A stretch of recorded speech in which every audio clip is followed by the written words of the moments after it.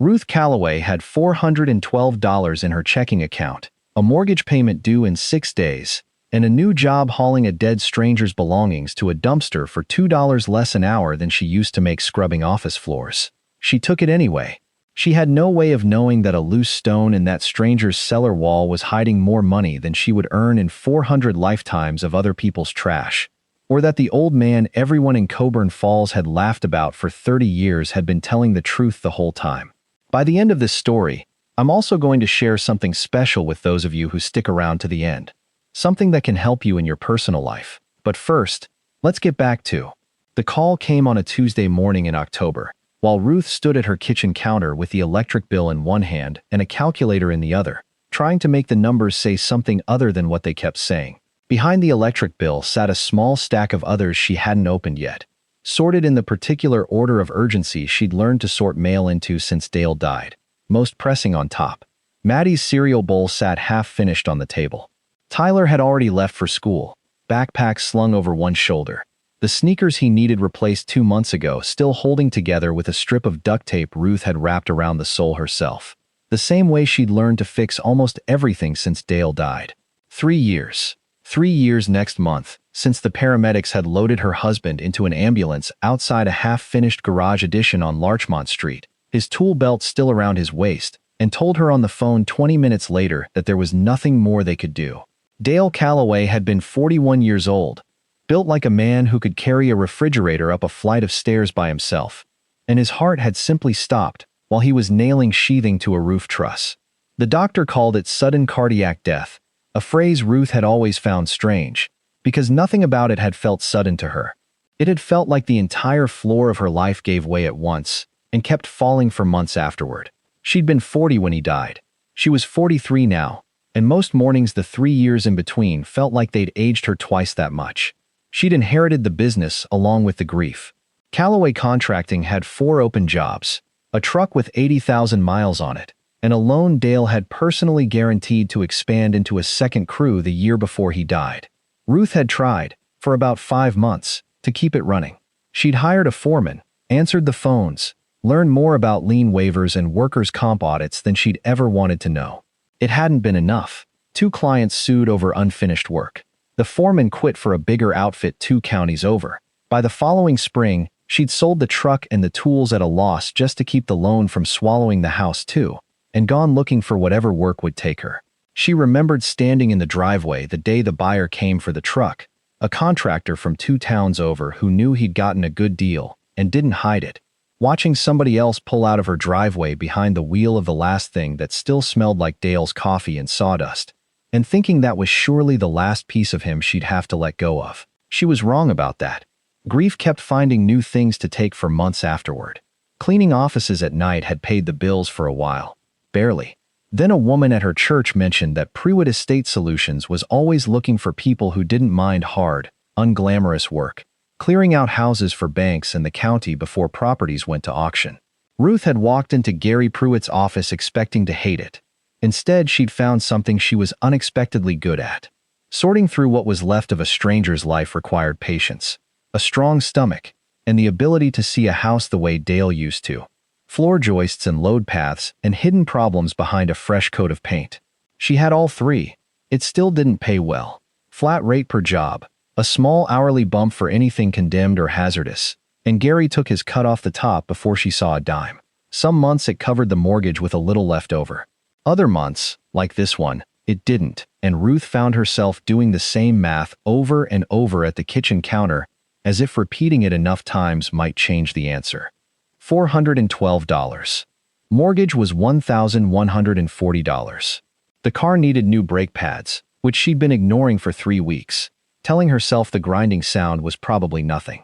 Maddie needed $40 for a school field trip by Friday. Tyler had grown 2 inches since spring, and none of his jeans fit anymore. The phone rang while she was still staring at the calculator. It was Gary. "You free this week?" he asked, without so much as a hello. That was Gary's way. He didn't waste words on people he paid by the job. "I'm free," Ruth said. "What have you got?" "Got a county contract. Old place out on Millbrook Road. 9 days to clear it before the auction. And I mean cleared, Ruth, not tidied up. Everything out. Pays better than most, because nobody else on my list will touch it. Ruth set the calculator down. Why won't anyone touch it? Gary was quiet for a second, and in the pause she could hear him deciding how much to tell her. You'll see when you get there, he said. She hung up and looked at the $412 still glowing on the calculator screen. Then at the field trip form stuck to the refrigerator with a magnet shaped like a sunflower, and she didn't call him back to ask more questions. She just wrote the date on her calendar. Whatever waited out on Millbrook Road, she needed the money more than she needed to know why nobody else wanted the job. Ruth's mother-in-law called that evening, the way she often did on nights when money was tightest, as if she had some instinct for it. I saw your name in the Gazette classifieds, Pauline Calloway said. Not quite an accusation, but close. Pruitt Estate Solutions. Cleaning out dead people's houses. It's estate liquidation, Pauline. It pays fine. Dale would be mortified. Pauline's voice had the particular flatness she used when she believed she was being reasonable. You have a business degree. You ran his company for months. I ran it into the ground for months, Ruth said, more sharply than she meant to, then softened it, because there was no real point fighting with Pauline, who had buried her only son, and was allowed, Ruth supposed, to be a little unfair about it sometimes. It's honest work. It keeps the lights on. Bill and I could help more, you know, if you'd let us. They'd had this conversation more times than Ruth could count, and it always circled back to the same offer, wrapped in the same tone that made it sound less like generosity and more like a verdict. Come stay with us. Let the kids finish school in Fairview instead. Give up the house. Give up 4 years of scraping and stretching and figuring it out herself, and let Bill and Pauline manage things properly, the way Dale would have wanted, according to Pauline, though Dale had never once suggested his wife couldn't manage on her own. We're okay, Pauline, Ruth said. Really, you're hauling garbage for strangers. I'm keeping my kids in their house and their school, Ruth said. That's what I'm doing. After she hung up, Ruth sat on the edge of her bed for a long minute, letting the sting fade before she went back downstairs to help Maddie with her spelling words. It wasn't that Pauline was wrong about how hard things had gotten. It was that Pauline had never had to figure out how to be hard enough for two people at once, the way Ruth had learned to be since the funeral. Pity always came dressed up as concern, and it always expected something in return, usually your pride. She thought about Dale sometimes when the work got dirty, when she was on her knees in some stranger's crawl space with a headlamp and a dust mask, pulling apart what was left of somebody's whole life into piles marked keep, sell, donate, and dump. He would have laughed, not unkindly. He'd have called it her second trade, the way he used to call framing his first trade and finish carpentry his second. He'd have been down there with her, probably, if he'd lived, both of them running the business together, the way they used to talk about before the kids came. But he hadn't lived, and Ruth had learned that grief, once you carried it long enough, stopped being a single sharp thing and started acting more like weather. Some days it barely touched her. Some days it came down sideways, and she just had to keep walking through it. Because Tyler needed a ride to practice, and Maddie needed her field trip money, and the mortgage didn't care how anyone felt about any of it. The next morning, she packed her gear the way she always did, before a big job. Work gloves, a headlamp, a box of contractor bags, the crowbar Dale had left behind in the garage, knee pads, and a respirator mask for anything that smelled like mold or worse. She dropped the kids at school, Maddie chattering about the field trip, Tyler quiet in the way 16-year-old boys got quiet when they were carrying something they didn't want to talk about yet. And then she drove to Pruitt's office for the paperwork and the keys. Pruitt Estate Solutions operated out of a converted auto shop on the edge of town. 2 bay doors that still said Big Dave's Transmission in faded paint. A front office with a space heater running even in October because the building never quite warmed up. Gary was behind the desk when Ruth came in. A heavy-set man in his late 50s with a phone wedged between his shoulder and his ear, waving her toward a folder on the counter without breaking his conversation. Deb Ortiz was there too, filling out a mileage log at the second desk, a woman about Ruth's age who'd been doing this work for going on 6 years, and had the particular dark humor that came from spending that long in other people's abandoned lives. She looked up when Ruth picked up the folder. "You're the one taking the Ellery place?" Deb asked. Apparently. Ruth flipped the folder open. A county contract, a photograph of a sagging Queen Anne farmhouse with a wraparound porch missing half its railing, an address on Millbrook Road, and a deadline 9 days out, the date circled twice in red. "Good luck," Deb said, and went back to her mileage log. which Ruth noted was not exactly reassuring. Gary hung up. County wants it emptied before the tax auction, he said. Old man died back in August. No will they can find. No next of kin they can find either. Not yet anyway. County Administrator's office has been sitting on it for weeks, trying to track down family. Nobody's turned up. So it goes to auction, and before it goes to auction, somebody's got to haul out 60 years of a hoarder's life. 60 years? Silas Ellery, Gary said, like the name should mean something to her. And when it clearly didn't, he looked almost surprised.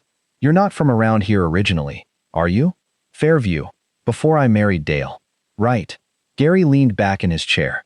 Everybody who grew up in Coburn Falls knows about old man Ellery. Lived out on Millbrook Road his whole life. Alone since I don't even know when. Wife died a long time ago. Son died even before that. Car wreck, way back. Man hadn't set foot in town in probably 15 years that anybody can remember. Groceries got delivered. Bills got paid by mail, when they got paid at all. County had to send somebody out twice a year just to make sure he was still alive. And now he isn't, Ruth said. Found him in his kitchen back in August. Natural causes, they figure. 91 years old, so nobody's exactly shocked. Gary tapped the folder. House is a wreck. Newspapers stacked to the ceiling in some rooms, from what the county's initial walkthrough said. Structural issues. No working plumbing on the second floor. It's going to be nasty work, and the county's paying by the job, not the hour. So the faster you clear it, the better it pays out per hour. But 9 days is 9 days. $1,100 flat for the whole clearance, plus a hazard bump of $15 an hour once you're past the third day. Since it's condemned. Tightest budget the county's given me all year. But it's still the best paying job on my board this month. Deb, still not looking up from her paperwork, said, tell her the other thing. Gary waved a hand like he was swatting a fly. It's nothing. Small town nonsense. Tell her, Deb said, grinning in a way that told Ruth this was a story Deb enjoyed telling. Old man Ellery had a reputation, Gary said, with the air of a man humoring someone. Wouldn't use a bank, wouldn't take a check, paid the plumber in cash, paid his property taxes in cash, drove into town maybe twice a year back when he still drove at all. Always in cash. People used to joke he had a fortune buried out there somewhere. Gold in the walls, that kind of thing. Every kid in Coburn Falls has probably snuck onto that property on a dare looking for old man Ellery's gold. It's a local legend. It's not real. How do you know it's not real? Ruth asked, mostly to see what he'd say. Gary laughed, not unkindly. Because if there was really a fortune sitting in that falling down house, somebody smarter and more patient than a bunch of teenagers with flashlights would have found it by now.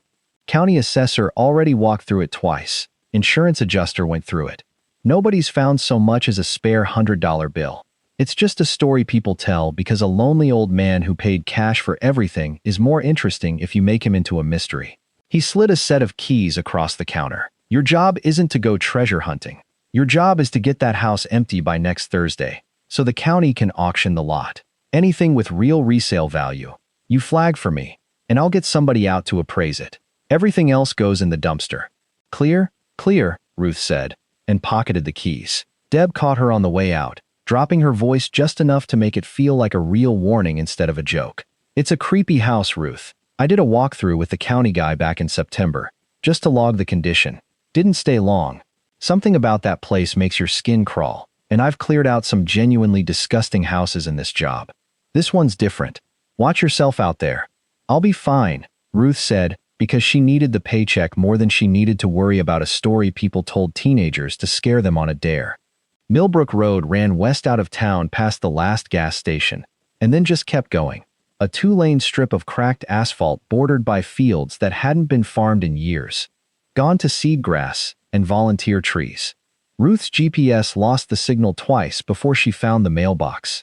A rusted metal box on a leaning post with Ellery painted on the side in letters so faded she almost missed them. The house sat back from the road behind a chained gate that someone from the county had already cut and left hanging open. Ruth parked in the gravel turnaround and sat in her car a moment, just looking at it. It had been a beautiful house once. She could see that even now, underneath everything. A Queen Anne farmhouse with a round turret on one corner. Gingerbread trim along the porch roofline. Tall, narrow windows that would have caught the morning light. Somebody had loved this house. Decades ago, had chosen the paint colors and the fretwork and the wraparound porch with real care. Now the paint had gone the gray of driftwood. The porch sagged so badly on the north end that half the railing had simply given up and fallen into the overgrown boxwood hedges below, and a strip of yellow county tape hung across the front steps, half torn loose and flapping in the wind. A laminated notice zip-tied to the doorframe declared the structure unsafe for occupancy in blunt red letters. Dale would have walked the perimeter first, the way he always did on a job before he ever touched a doorknob, reading a building the way other people read a face. Ruth found herself doing the same thing out of habit, circling the house before she went in, noting the sag in the roofline over the kitchenelle, the water stains bleeding down from a failed gutter, a chimney on the north side that looked structurally sound in a way the rest of the house didn't quite match, freshly repointed at some point where the rest of the foundation stonework looked original to the 1880s. She let herself in through a side door, since the front steps looked genuinely dangerous, and stood a moment just inside, letting her eyes adjust and her nose adjust to the smell, old paper and mildew, and the particular staleness of air that hadn't moved freely in a very long time. Gary hadn't exaggerated about the newspapers. The front hallway was walled in on both sides by stacks of them, some bundled with twine and dated in marker, brown with age, rising nearly to the ceiling in places, leaving a narrow footpath down the middle just wide enough for one person. The newsprint had gone so brittle in places that brushing past a stack sent flakes of yellowed paper drifting down like a strange, dry snow, and Ruth found herself walking sideways through some sections just to avoid bringing a whole leaning tower down on top of herself. A dining room off to the left held more of the same, plus what looked like decades of mail-order catalogs and seed packets still in their paper envelopes. Hundreds of them, organized with a strange, careful precision even in their excess. Everything sorted by year and handwriting so small and neat it looked almost typed. It was the kind of house that made most people's stomachs turn, Ruth knew. The visible evidence of a mind that had slowly turned inward over decades of solitude. But she'd cleared enough of these houses by now to know how to look past the mess for the bones of the place. And something about this one didn't sit right the way the others usually did. For one thing, not every room was like the hallway and the dining room. She worked her way through the ground floor with her clipboard, noting condition and contents room by room the way the county contract required. And when she pushed open the door to what looked like it had once been a small sitting room or study at the back of the house, she stopped in the doorway. The room was almost entirely clean. Not clean the way a house gets cleaned for company, but clean the way a room stays when someone dusts it regularly out of habit, out of respect, the way you'd tend a room you actually used every day. A roll-top desk sat against one wall, its surface bare except for a green glass banker's lamp, and a leather blotter worn soft at the edges. A single armchair, upholstered in a faded plaid that had probably been fashionable sometime around 1960, sat angled toward a small fireplace, a folded wool blanket draped over one arm, as if someone had just stepped out and might come back any minute to finish reading. Built-in bookshelves lined the wall beside the chimney breast, floor to ceiling, filled with what looked like a genuinely careful collection, not the chaotic horde of catalogs and newspapers stacked everywhere else in the house. Ruth stood in the doorway a long moment, unsettled in a way she couldn't quite name. A man who let newspapers pile to the ceiling in his own front hallway, who apparently hadn't thrown away a seed catalog since the Ford administration, had kept exactly one room in his entire house immaculate. That wasn't hoarding. That was something more deliberate. And deliberate, in Ruth's experience, clearing out dead strangers' houses usually meant there was a reason. She stepped in and tried the roll-top desk out of habit, more curious than hopeful. The top rolled up easily enough, revealing the same bare blotter and a cup of pencils sharpened to identical points. The shallow drawer beneath the writing surface was locked, though a small brass keyhole she hadn't seen the match for anywhere else in the house, and when she gave it a gentle tug it didn't so much as rattle. Locked drawers weren't unusual in these houses. Most of the time they held nothing more interesting than an old checkbook or a spare key. Ruth noted it on her clipboard along with everything else, and made herself keep moving, because 9 days wasn't very long, and the county didn't pay her to stand around being unsettled by a tidy bookshelf. The rest of the ground floor gave up its secrets the ordinary way these houses always did. A kitchen with a single chair pulled up to a table set for one. Dishes washed and stacked in a drying rack that had probably held the same 3 plates in rotation for years. A parlor with the furniture draped in sheets, undisturbed, maybe unused for decades. A back mudroom stacked with boots that no longer had a matching pair. The cellar door was at the end of a narrow hallway off the kitchen, and it was, Ruth noted with the same prickle of unease she'd felt outside the study, the only door in the entire house fitted with a modern padlock. Everything else in the house was falling apart around a lock that looked like it had been purchased sometime in the last 10 years. Heavy duty, the kind you'd use on a shed full of expensive tools, not a root cellar in a condemned farmhouse. She didn't have a key for it. The county file hadn't mentioned one, and Gary's folder just listed the cellar as unknown condition, access to be determined. Ruth photographed the lock, noted it on her clipboard, and told herself she'd deal with it once she'd called the county liaison about a key. For now there was a full day of hauling ahead of her, and a dumpster arriving at 4 o'clock, and an old man's tidy study and a padlocked cellar door were, she reminded herself, none of her business beyond what the job required. She almost believed herself the whole drive home. On her second morning, a battered pickup truck slowed on Millbrook Road as Ruth was unloading contractor bags from her car, then pulled into the gravel beside her. The man who climbed out was somewhere in his late 70s, wearing a barn coat against the October chill, and he studied her a moment, with the particular unhurried scrutiny of someone who'd lived on the same road his whole life and considered it partly his business who came and went on it. "You're the one clearing out Silas's place," he said, not a question. "Ruth Calloway, Pruitt Estate Solutions." She offered her hand, and he shook it with a grip that still had some strength left in it. "Walt Hendricks, live about a half-mile down." He nodded toward the house behind her, the sagging porch, the peeling turret. "Grew up on this road, same as Silas did, way back. Used to be a beautiful place, before." "Did you know him well?" Walt considered the question longer than Ruth expected. "Knew him when we were boys. Knew him less every year after that.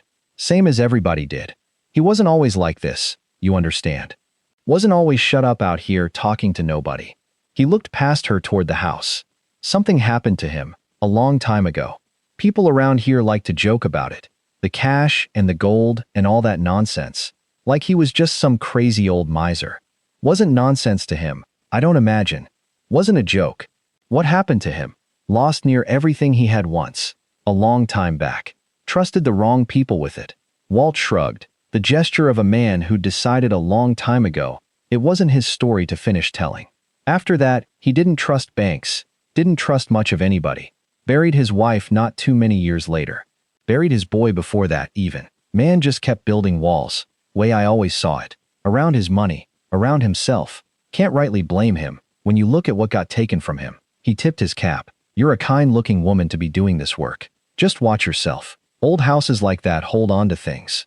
He climbed back into his truck before Ruth could ask what, exactly, a house was supposed to hold on to, and she stood in the gravel a while after he'd gone, turning the conversation over the way she turned over everything these houses gave her. Another piece of a puzzle she hadn't known she was assembling. The days that followed fell into a rhythm. Ruth arrived a little after 7, worked until the lights started to go, and filled the dumpster twice over with newspapers, catalogs, broken furniture, and the accumulated debris of a life lived mostly alone. Her hands cracked and bled a little at the knuckles from the dry autumn air and the dust, the way they always did on a big job, and she took to keeping a tin of hand salve in her coat pocket, the way Dale used to. She learned things about Silas Ellery the way she learned things about everyone whose house she cleared. In fragments, out of order, the way a stranger's whole story comes apart in your hands one drawer at a time. He had been, by all evidence, a careful man before he became a strange one. She found receipts going back to the 1950s, kept in shoeboxes and labeled by year, every purchase accounted for down to a bag of nails. She found photographs, a handful, tucked into a cigar box in the parlor. A young man in a soldier's uniform who might have been Silas himself, a wedding photograph, showing a lean, serious groom and a dark-haired bride laughing at something outside the frame. A boy of maybe 7 or 8 standing proudly beside a bicycle, squinting into the sun. Ruth turned the photographs over, looking for names and dates, and found only initials in fading pencil. S and C, married, on the back of the wedding photo. Peter, age 7, on the back of the boy with the bicycle. Tucked beneath the photographs in the same cigar box was a stack of greeting cards tied with a ribbon gone brittle with age, most addressed in a looping, feminine hand to Silas at an old army post office box, postmarked through the early 1950s. Constance's, Ruth guessed, though there was no way to be certain. The last few cards in the stack ran the other direction, addressed from Silas to Constance, though they had clearly never been mailed, still sealed, no stamps, no dates Ruth could find anywhere on the envelopes. She didn't open them. Some things, she'd learned doing this work, weren't hers to read, even after everyone involved was gone. In a filing cabinet in the mudroom, wedged behind a stack of yellowed almanacs, Ruth found a slim folder of bank statements, the paper gone brittle and yellow. The account closed in 1968, according to a final notice stapled to the front. Coburn Falls Savings and Trust. The balance at closing had been modest, nothing that would explain 30 years of rumors about buried gold. But the closure notice was hand-annotated in the same small, careful writing she'd seen on the seed catalogs, a single line underlined twice beneath the final balance. Never trust them again. Ruth read it twice, then set the folder in the box marked Keep, instead of the one marked Dump, unable to say exactly why, only that it felt wrong to throw it away with everything else. Whatever had happened to Silas Ellery in 1968, he had spent the rest of his life building something around it, and Ruth was starting to suspect that some of what he'd built might be more literal than a habit of paying cash. She called the county liaison, a tired-sounding woman named Carol Deal, who confirmed what Gary had told her. No will on file, no living relatives the county had been able to locate, though the search wasn't fully closed. A wife, Constance Ellery, deceased decades ago according to county records. A son, Peter, who according to an old obituary the county had dug up, had died in a car accident at the age of 26, some 50 years back. No other children, no siblings the county had traced yet. Just an old man who had outlived everyone who might have mourned him properly, and a house full of paper that nobody but Ruth would ever sort through. Carol mentioned, almost apologetically, that the county's initial walkthrough back in August had been quick, a single afternoon, focused mostly on confirming the house was survivable and roughly estimating the lot's value for the auction listing. Nobody had gone much past the top of the cellar stairs. The assessor's note in the file, which Carol read aloud over the phone, said only basement, storage, unremarkable. She also mentioned, in the same call, that Silas had been found in his kitchen chair, the same one Ruth had already sorted into the dumpster pile 2 days before she learned that. After that, Ruth found herself avoiding that corner of the room longer than the job strictly required, telling herself it was nothing, that she'd cleared houses before where people had died and it had never bothered her quite like this. Maybe it was the single-place setting still sitting in the drying rack. Maybe it was just an old house settling around her in the cold, the particular creak of a floorboard that made her go still and listen, more than once, for footsteps that weren't there. Carol also arranged for a key ring recovered from the county's property inventory, taken from Silas at the scene, to be sent out to Ruth by courier. Among the ordinary keys, a truck key for a vehicle long gone, a mailbox key, a front door key, was one heavy brass key that didn't match anything Ruth had found yet. It fit the cellar padlock on the first try. By the fourth day, Ruth had cleared the entire ground floor and most of the second, which turned out to be structurally sound enough to walk through carefully despite the county's blanket condemnation. Most of the upstairs rooms had gone the way rooms went in houses where an owner had simply stopped needing them. Doors closed on furniture draped in sheets, dust undisturbed for what looked like decades. But the small room at the end of the hall, the one with a single window overlooking the orchard, stopped her in the doorway the same way the study had. It was a boy's room, a twin bed under a faded quilt, a shelf of model airplanes gone gray with dust, but still carefully arranged by size, a hand-lettered sign over the headboard that read Peter's room, in the same painstaking block print she'd already seen on 100 labeled shoeboxes downstairs. A baseball glove sat on the windowsill, the leather cracked stiff, set there as if someone had expected to pick it up again the next morning. 50 years, Ruth thought, standing in the doorway with her clipboard forgotten at her side.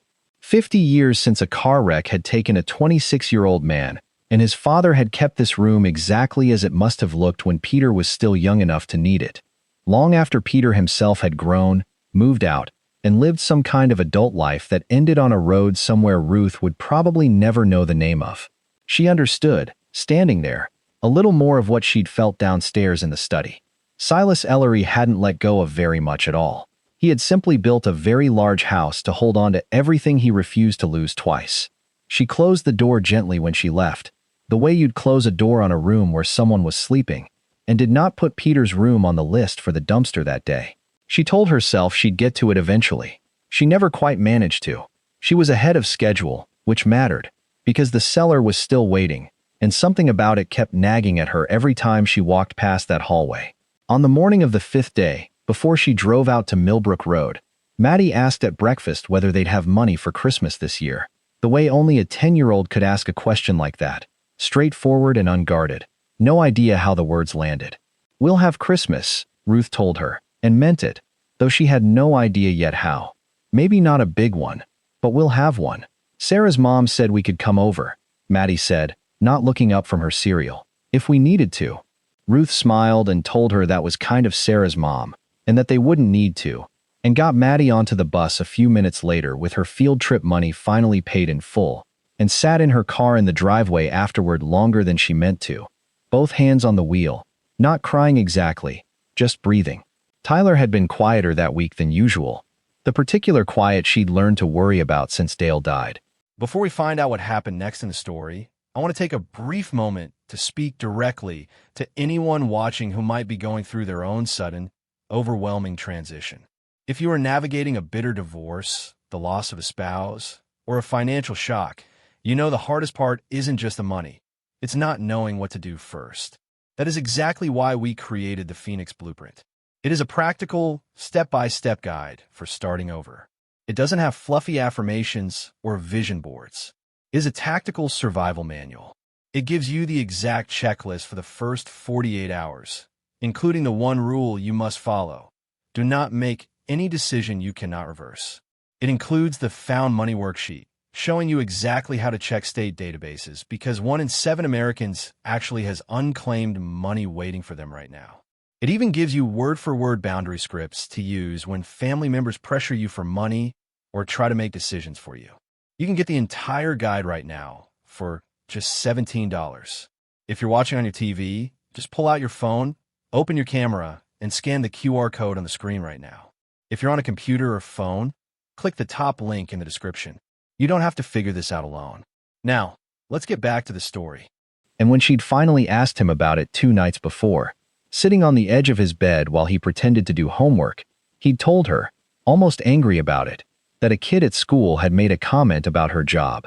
Something about the smell of other people's garbage. "I don't care what he said," Ruth had told him, which was mostly true. "I know you don't," Tyler said. "I do." She hadn't had a good answer for that. There wasn't one. Not really. Not one a 16-year-old could hear and believe. So she just sat with him a while, and told him his father had never once been embarrassed of hard, honest work, and that she wasn't going to start being embarrassed of it now, whatever anyone's kid at school thought about it. It was a small thing, in the grand scheme of a week spent hauling newspapers out of a dead man's hallway. But it was the thing Ruth thought about that afternoon, kneeling in the cellar with her fingers going cold against a stranger's foundation wall. Not the money, not yet, just her son's face, angry on her behalf, and her daughter asking about Christmas, like it was already something she expected to lose. She went down after lunch, headlamp on, crowbar in hand out of habit more than expectation, and found a root cellar roughly the size of the kitchen above it, fieldstone walls sweating with damp, a defunct coal chute in one corner sealed over decades ago, an old coal furnace rusted solid, and shelving along 2 walls that had once held preserves, now mostly empty jars gone cloudy with age. The air down there held a damp, mineral cold that seemed to come up through the soles of her boots, no matter how many layers she wore.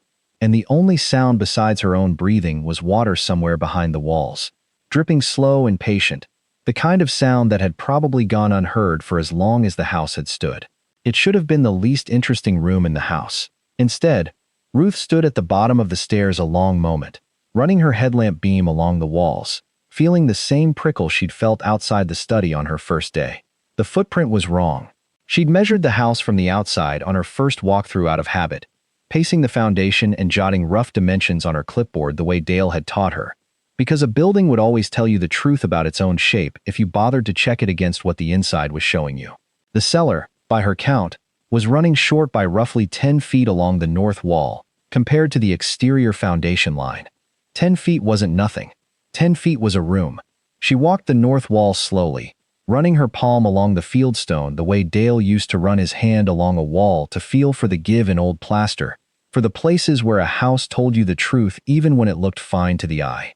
Most of the stonework was exactly what she'd expect from an 1880s foundation. Irregular fieldstones set in old lime mortar, crumbling slightly at the joints the way stone that age always did. But there was a section, roughly 6 feet wide, behind the old coal chute and the rusted shelving, where the mortar looked different. Newer, grayer, Portland cement instead of the old lime mix, the kind of repair a homeowner might make decades ago, and nobody would think twice about. Patching up a section of foundation that had failed. Ruth had seen 100 repairs like it in 100 old houses. Except this repair didn't sag or bow the way an actual structural patch usually did over the decades. It was flat, level, precise in a way that patchwork masonry almost never was. Done by somebody who either was a very good mason or had taken great care to make sure the work looked ordinary from a distance. Ruth moved the rusted shelving aside, metal shrieking against the stone floor, and knelt in front of the patched section with her headlamp throwing a hard white circle of light against the wall. She ran her fingers along the joints, testing, the way she'd tested 100 walls before for the soft spot, the loose board, the give that told her something wasn't quite what it seemed. One stone, low near the floor, moved. It was small, barely wider than a dinner plate, set into the newer mortar at a spot that would have been hidden entirely behind the shelving unit for as long as the shelving had stood there. Ruth's fingers found the edge of it and felt the give, a fraction of an inch, enough to know it wasn't mortared solid the way the stones around it were. She sat back on her heels a moment in the damp cellar air, the beam of her headlamp trembling slightly, and thought about Gary leaning back in his chair saying it's not real, and Deb saying watch yourself out there, and a padlock on a door in a house otherwise falling to pieces, and a study kept clean for 30 years for no one, and a boy named Peter forever 7 years old on the back of a photograph, squinting into a sun that had gone down on this family a very long time ago. Then she picked her crowbar up off the cellar floor, fit the flattened end into the seam around the loose stone, and began to work it free. The mortar gave more easily than she expected, crumbling away in small gray flakes as she worked the crowbar deeper into the gap. And after several minutes of steady, careful pressure, the stone shifted, then slid, then came free all at once into her waiting hands, heavier than it looked and cold all the way through. Behind it was not more foundation. Ruth set the stone down on the cellar floor and leaned in close with her headlamp, and where the fieldstone should have continued, packed with earth and old mortar the way the rest of the wall was, there was instead a gap of true darkness, a cavity that didn't stop where a stone wall should stop. Cool air moved against her face, air with a different smell than the rest of the cellar, drier somehow, faintly metallic. Ruth hesitated a moment before she went any further. It was one thing to pry a stone out of a wall because the masonry looked wrong. It was another thing to put her hand into a dark space she couldn't see the bottom of, in a house that had already given her more uneasy feelings in 5 days than most houses gave her in a year. She thought of Deb's warning, and waltz, told herself she was being ridiculous, and reached in anyway. Her fingers found the edges of the opening first, cold stone giving way to something else, and then something that made her breath catch. Not stone, not earth. Metal, cold and smooth and unmistakably worked by human hands. A flat surface running vertical just beyond where the fieldstone ended, and along one edge of it, something narrow and hard that felt, when she traced it with her fingertips in the dark, exactly like a hinge. Ruth pulled her hand back and sat very still in the damp cellar, her headlamp beam trained on the small dark opening in the wall, her heart going harder than the work should have accounted for. She had maybe 20 minutes of good daylight left, when a horn sounded faintly from the turnaround above, the dumpster driver signaling that he needed her signature before he headed back to the yard for the night. Every part of her wanted to keep working the gap wider. She made herself stand up instead. Whatever was behind that stone had waited this long. It could wait until morning. She covered the opening with a scrap of plywood leaning against the old furnace, more out of some instinct to protect it than any real belief that anyone would wander down into this particular cellar before she came back. Signed the driver's paperwork with a hand that wasn't quite steady, and locked the house behind her. She was distracted the whole drive home, missed her turn onto Route 9, and had to double back, and by the time she'd picked up Tyler from practice and gotten dinner on the table, she'd answered Maddie's question about her day with 3 different half-finished sentences, before giving up and just asking about spelling words instead. After the kids were in bed, Ruth sat at the kitchen table with her laptop, The same table where she'd first sat with a calculator and an electric bill less than a week earlier, and searched the Gazette's online archive for anything about the old bank Walt had mentioned in passing. It took a while to find, buried in a digitized microfilm collection the Historical Society had scanned a few years back, a short article from the spring of 1968. Coburn Falls Savings and Trust had closed its doors that March, amid a state investigation into a loan officer who'd quietly funneled depositors' money into a phony development scheme for the better part of a decade. Most of the affected accounts had eventually been made whole through a state guarantee fund. The article said, though a handful of the bank's larger depositors had refused the settlement outright, unwilling to trust the state any more than they'd trusted the bank. There was no mention of Silas Ellery by name. There didn't need to be. Ruth sat a long time with the glow of the laptop the only light in the kitchen, thinking about whatever age he'd have been back then, watching whatever he'd worked for disappear into somebody else's lie, and deciding, somewhere in the wreckage of it, that he would never again let another person or another institution hold what was his. She barely slept. She kept feeling the cold of that metal under her fingertips in the dark. The hinge, the 6 feet of newer mortar someone had worked hard to make look ordinary. By 5:30 she was awake for good, and by 6:15, before the dumpster truck was due back for its next pickup, before she needed to be anywhere else, she was turning onto Millbrook Road with the sun barely up over the tree line. The house sat exactly as she'd left it, the plywood scraps still leaning against the coal furnace where she'd propped it. Ruth went straight down to the cellar without stopping to check the rest of the house, knelt in the same spot with her knees already sore from the day before, and pulled the plywood aside. 9 days to clear a dead man's house. A padlock on a cellar nobody was supposed to think twice about. A room kept spotless for 30 years by a man who let everything else around it fall to ruin. A local legend that Gary Pruitt had laughed off in his office less than a week earlier. The kind of story people told teenagers on a dare. The kind of story that wasn't real. She thought about Walt Hendricks saying old houses like that hold on to things. She thought about the $412 in her checking account, the mortgage payment still looming over the calendar on her refrigerator, Pauline's voice on the phone saying Dale would be mortified. And she thought, with a strange, quiet certainty settling into her chest, as she knelt there in the cold with her hands still tingling faintly from the metal she'd touched the evening before, that whatever waited on the other side of this wall, her life was not going to look the same once she found it. She reached for the crowbar again, fitted into the widening gap at the edge of the opening, and began to pry. The gap widened stone by stone, each one giving up more grudgingly than the last, mortar dust coating Ruth's arms to the elbow and settling gray into the creases of her knuckles.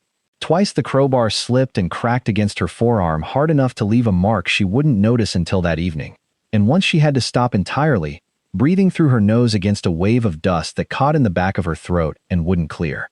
Her headlamp beam jumped every time she leaned into the bar, throwing wild shadows across the fieldstone that made the whole cellar seem, for a half second at a time, to be moving. She lost track of how long she worked at it. Long enough that her knees went from sore to numb to sore again. Long enough that she stopped once to sit back on her heels and just breathe, telling herself she could still walk away, still cover the whole thing back up and pretend she'd never found it, and knowing even as she thought it that she wasn't going to do any such thing. By the time she'd cleared enough of the newer mortar to see the full shape of what she was dealing with, the light through the small cellar window had shifted from the gray of early morning to something closer to full daylight. It wasn't a hole in a wall after all. It was a door, iron or heavy steel, treated or painted to blend with the surrounding stone so closely that even now, with most of the concealing rock stripped away, she might have walked past it if she hadn't already known exactly where to look. Someone had set it into a frame built directly into the foundation, seams so tight and clean that the work would have done credit to any mason Ruth had ever watched Dale hire. The handle, when she finally uncovered it, was a simple lever, the kind you might find on a walk-in cooler, buried under a skin of rust and old paint. It didn't move at first. Ruth worked at it with the flat of the crowbar for a long, patient stretch, scraping away decades of corrosion a fraction of an inch at a time, until the lever finally gave with a groan that seemed to come from somewhere deep in the stone itself, more felt than heard. The door swung inward on hinges that had clearly been oiled sometime in the last several years, smoother than anything else in this house had any right to be. Ruth actually laughed, once, A short disbelieving sound that echoed strangely off the stone, because some part of her had half expected to find nothing behind all that effort but more packed earth. Some final cruel joke at the end of 5 days of hauling other people's garbage. She hadn't let herself really believe Walt, or the ledger she hadn't seen yet, or the padlock, or any of it, not all the way down. Some stubborn, practical piece of her had kept insisting this was still probably nothing. It was not nothing. Cool, dry air rolled out to meet her, carrying a smell she associated with old coin shops and her grandmother's cedar chest, metal and paper, and something faintly like camphor. Ruth's headlamp beam swept into the space ahead of her and stopped. She had expected, if she'd let herself expect anything at all, standing out there in the cellar with her heart hammering. A cramped little hiding spot. A strongbox, maybe. A coffee can of coins under a floorboard, the kind of thing that made for a good story at a diner counter. What she found instead was a room, a real room, roughly 10 feet by 12, with a poured concrete floor and shelving built into every wall from floor to ceiling. Shelving that had clearly been built by hand, by someone who knew exactly what he was doing, level and square and solid enough that it hadn't sagged an inch in however many decades it had stood here in the dark, waiting. And it was full. Ruth stood in the doorway a long moment before she made herself step inside, the way she imagined a diver might hesitate at the edge of water too deep to see the bottom of. Her own breathing sounded very loud in the stillness. Somewhere behind her, up 2 flights and out across a cold October morning, Tyler and Maddie were probably still asleep, and Gary was probably still asleep, and the entire ordinary world was still turning along exactly as it had the day before, with no idea that any of this existed. Her legs didn't quite want to hold her once she was actually standing inside it. She lowered herself onto an overturned bucket near the door. Just for a moment, just long enough to let her headlamp beam travel slowly across every wall without her hands shaking too badly to see straight, and thought, with a strange, small clarity that cut through everything else she was feeling, that this was probably the first time another human being had stood in this exact spot in longer than she had been alive. The nearest shelf held a row of military surplus ammunition cans, army green, paint-worn pale at the corners, each one latched shut and labeled on the lid in Silas's small, careful hand. She lifted the lid on the first one, half expecting it to hold nothing more than old bolts or nails, and found it packed edge to edge with gold coins, some of them worn nearly smooth with age, others bright enough under her headlamp to look almost new. She picked one up without thinking, turning it over between her fingers, surprised by how heavy something so small could be. Heavier than any coin had a right to feel in an ordinary pocket. She counted the cans without quite meaning to. 11 of them, the same size, the same weight when she lifted a second one to check, each labeled with a range of years. 1971 through 74, 75 through 79, on and on down the shelf, a man converting whatever he could scrape together, year after year after year, into something no bank could quietly make disappear on him twice. The next shelf held a different kind of care entirely. A row of leather-bound albums, the kind Ruth vaguely remembered her own grandfather keeping stamps in, except heavier, thicker, every page behind protective sleeves. She opened the first one and found row after row of postage stamps, some so old and strange-looking she didn't recognize the country names printed beneath them, each one annotated in pencil with a catalog number and a price paid. Beside the stamp albums sat a second, matching set. Currency instead of stamps. Paper bills preserved flat behind clear sleeves.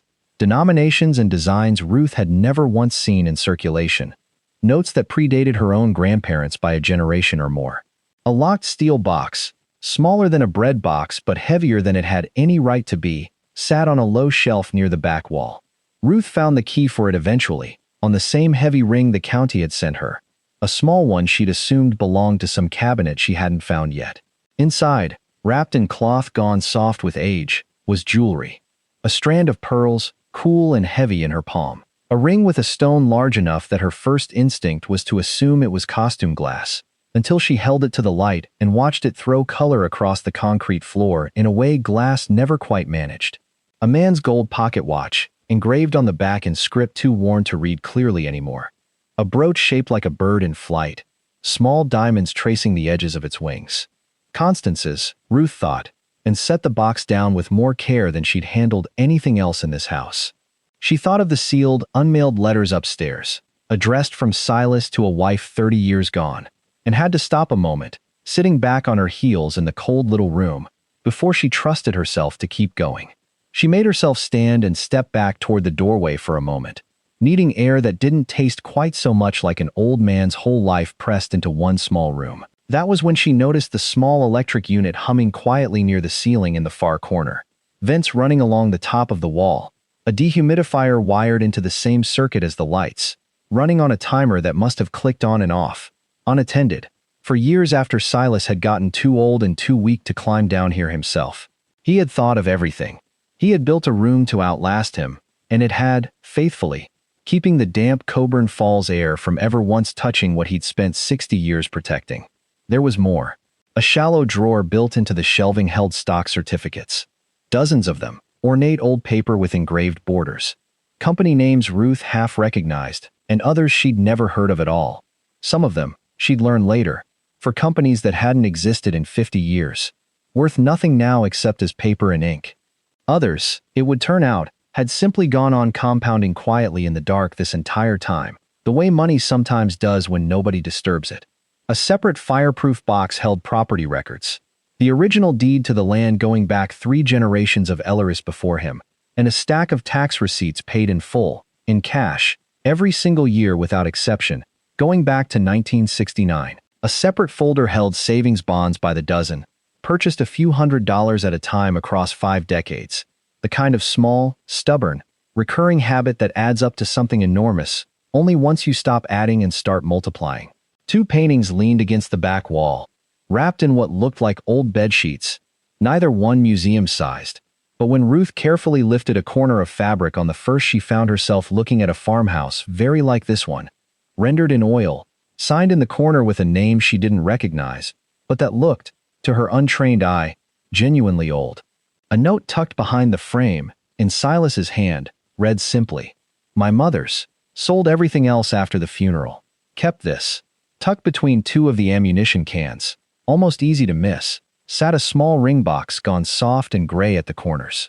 Inside was a man's plain gold wedding band, worn thin on one side the way a ring gets worn when it's been on the same hand for decades, and beside it, a second, smaller band that could only have been Constance's. Ruth understood, looking at them, that Silas must have stopped wearing his own at some point, tucked it away here with hers rather than on his finger, and she found she didn't want to guess at why, whether it had gotten too painful to wear or too precious to risk losing on some ordinary day. Either way felt like more of him than she was entitled to know. At the very back of the room, on a small wooden table that looked handmade, sat a leather ledger, its cover cracked soft with age, and beside it, an adding machine so old Ruth had only ever seen one like it behind glass in a museum. Ruth sat down on the small stool tucked beneath the table and opened the ledger with hands that weren't entirely steady. Page after page, in the same careful hand as everything else in this house, Silas had recorded every acquisition, a date, a description, a price paid. Coins, purchased from a dealer in the city, 1972, $400. Stamps, purchased by mail order, 1976, $110. Gold coin, purchased by mail the week after Constance's funeral, $320, no further note.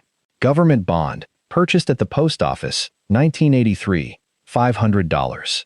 The entries ran on for pages, then decades, the sums growing larger as the years passed, the handwriting growing shakier toward the back of the book, but never once growing careless.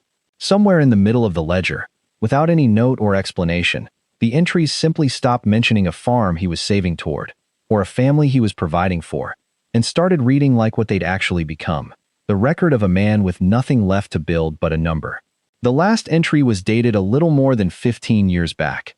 Beneath it, underlined once, in a hand gone thin and unsteady with age, Silas had written a running total, $192 million.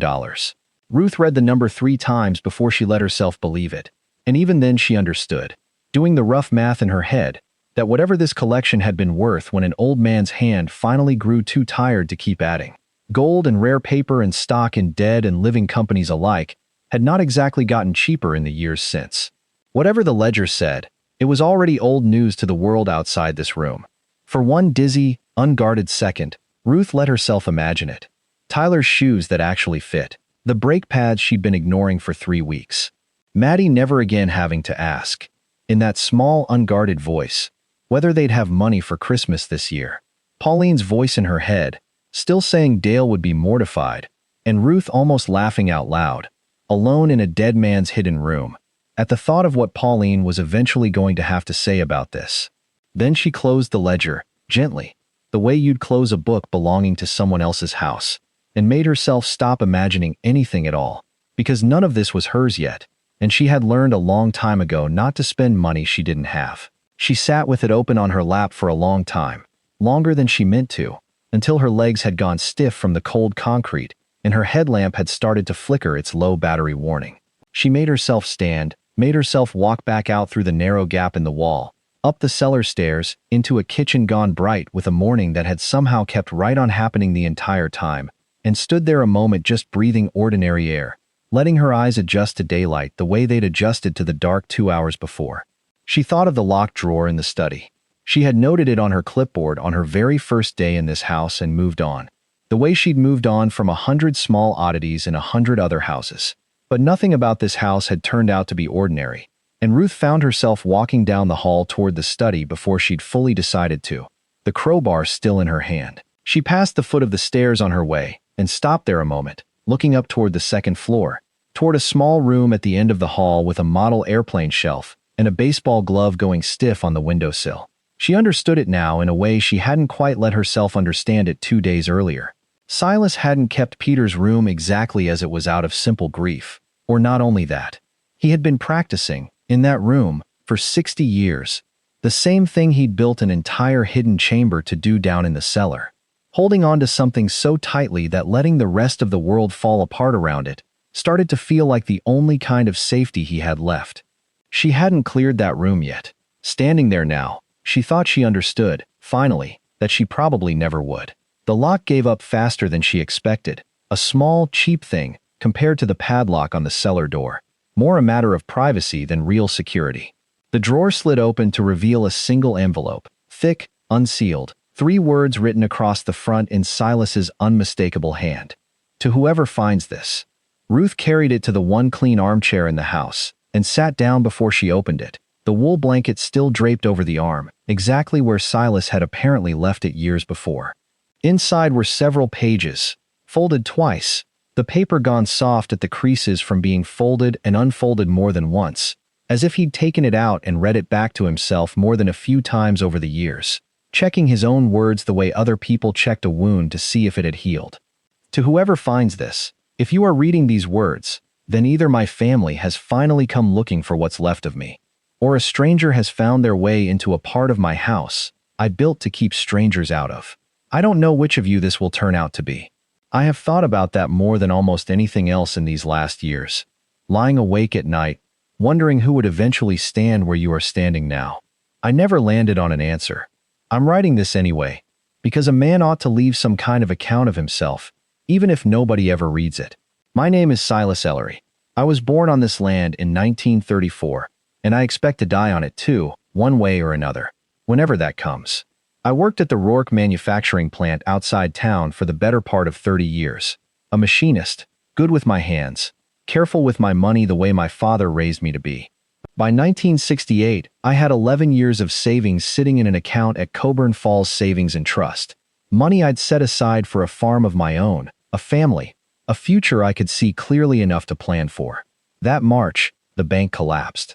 A loan officer there, a man I'd shaken hands with more than once at the counter, had been quietly stealing from every account he could reach for the better part of a decade, feeding it into some scheme of his own that never existed anywhere but on paper. The state made good on some of it eventually, not all. And what they made good on with more paper, more promises, more institutions asking me to trust them the same way I'd trusted the last one. I decided that day I would never again let anyone else hold what I had worked for. Not a bank, not the state, not anybody in a suit telling me my money was safer in their hands than in mine. I know how that sounds. I have had a lifetime to hear how that sounds, mostly from myself, alone in this house, and I stopped caring a long time ago. I married Constance Farrow not long after. She knew what the bank had done to me and married me anyway, which I have never in my life fully understood, and never once stopped being grateful for. We had a son before too many more years had passed, Peter. For a while I believe I was as happy as I am capable of being. I started building what led you to where you're standing not long after Peter was born. I dug it out myself over 2 winters, working nights after my shift at the plant, telling Constance I was expanding the root cellar. I suppose that was true enough, as far as it went. I poured the concrete myself, having learned masonry as a boy from my own father, and built the shelving with lumber bought a little at a time, so nobody would ask why a man needed that much wood. I never told another living soul what is in that room. Not Constance. Not Peter. I told myself for years I was protecting them by keeping it from them, and I have had a long time since to wonder whether that was true, or whether I simply could not stand the thought of trusting even the 2 people I loved most with the one thing I still had complete say over. Peter died on Route 6 on a wet October night, 26 years old, driving home from a job interview he'd been excited about, a future I never got to watch him have. I will not write more about that here. There are things a man cannot put into words even a lifetime on, and I have decided I am not obligated to try. Constance lived on for some years after, though I don't believe either of us were fully living in the way people generally mean that word. When she went, I stopped answering the telephone, stopped driving into town more than I strictly had to, stopped, if I am honest with myself, trying very hard to be anything to anyone. What I had instead was this room, and the slow, careful work of filling it, year after year, the one thing in my life that only ever grew the way I had asked it to. I do not know who you are. I have turned it over in my mind more times than I could count. Perhaps you are a lawyer, sent to settle my affairs. Perhaps you are some distant cousin I never met, arriving to collect what you believe is owed to you by blood. Though I would ask that person why they never once wrote or telephoned while I was still alive to answer. Perhaps, and I find I hope for this most of all, you are someone who found this house the way I once found this land. By needing something badly enough, and by being careful and patient enough to notice what most other people would have simply walked past. I have wondered, too, whether Constance would forgive me for how I spent the years after her. I would like to believe she would understand it. A man who had already lost more than he knew how to carry, choosing to build something with his hands rather than fall apart entirely. I am less certain of that most days than I let myself admit even to this paper. She was a better and braver person than I ever managed to be, and I think she would have told me, if she'd had the chance, that a locked room full of gold was a poor substitute for a life. I expect she would have been right. I built it anyway. Whoever you are, I want to say this plainly, in my own hand, so there can be no confusion later about my wishes. I have no family I know to still be living, and no family who has come looking for me in longer than I care to count. What is in that room, I am leaving to you. Not to a bank. Not to the state. Not to anyone who never bothered to look for an old man out on Millbrook Road while he was still alive to be found. To you, whoever you turn out to be, for the simple reason that you are the one who found it, and found it because you were paying attention when it would have been easier not to. Use it better than I did. I built a fortune and spent the better part of 60 years alone, guarding it instead of living. And I would not wish that particular mistake on anyone who has been kind enough, or desperate enough, to come looking. Take what's here. Go build something with it that isn't just a wall. One more thing, and then I'll let you get on with whatever comes next. If you have people, children, a husband or a wife, anybody at all who still calls you to ask how your day went, do not let this room teach you what it taught me. Do not let money become the only thing you know how to hold on to tightly. I had that lesson available to me the whole time, in the 2 people I loved most, and I let a bank teach me the wrong one instead. Don't make that mistake either. Silas Ellery. Ruth read it twice through. Then a third time, sitting in Silas Ellery's own armchair in the fading afternoon light, with his wool blanket pulled, without thinking, into her lap, the way you'd pull a blanket around yourself in any house gone cold. She thought about a wall that measured 10 feet short of where it should have, and a locked drawer she'd nearly dismissed on her very first day in this house. She thought about the ledger, the ammunition cans full of gold, the letters he'd written and never mailed to a wife 30 years in the ground. And she found she was crying before she quite noticed she'd started. Sitting alone in a dead man's clean, dusty study, with his last words still warm in her hands. She thought of Dale too, though she couldn't have entirely explained why, except that grief seemed to be the one language every stranger's house eventually spoke to her in, no matter whose name was on the deed. She thought of standing in her own driveway, watching his truck disappear down the street behind someone else's hands, and understood, in a way she hadn't quite let herself before, that she and Silas Ellery had built very different shelters out of very similar losses. He had built a wall. She had built a routine, a schedule, a stubborn refusal to fall behind on the mortgage. Neither one of them, she thought, had done a particularly good job of just being sad, out loud, where somebody might have helped carry it. She thought, for one long unguarded moment, about taking something. She would think about it more than once over the days that followed, in the honest way a person thinks about the things they don't do, turning the temptation over just long enough to know its exact weight before setting it back down. $412, she thought, and the number felt almost embarrassing now, next to what was sitting behind a wall 2 rooms away. Nobody would know. Nobody would ever have to know. But Silas Ellery had spent 60 years building something because he had decided, once, that trust was too dangerous a thing to hand anybody else. And Ruth found she did not want to be one more person who simply took what wasn't freely offered, even from a dead man who had, in his own careful hand, more or less freely offered it. He had written it down. To you, whoever you turn out to be. That still was not the same as helping herself to it quietly, in the dark, with nobody watching and nobody ever likely to check. It was full dark by the time Ruth trusted herself to drive, and she called Gary from the gravel turnaround before she'd even pulled out onto Millbrook Road, because some decisions only got harder the longer a person sat alone with them.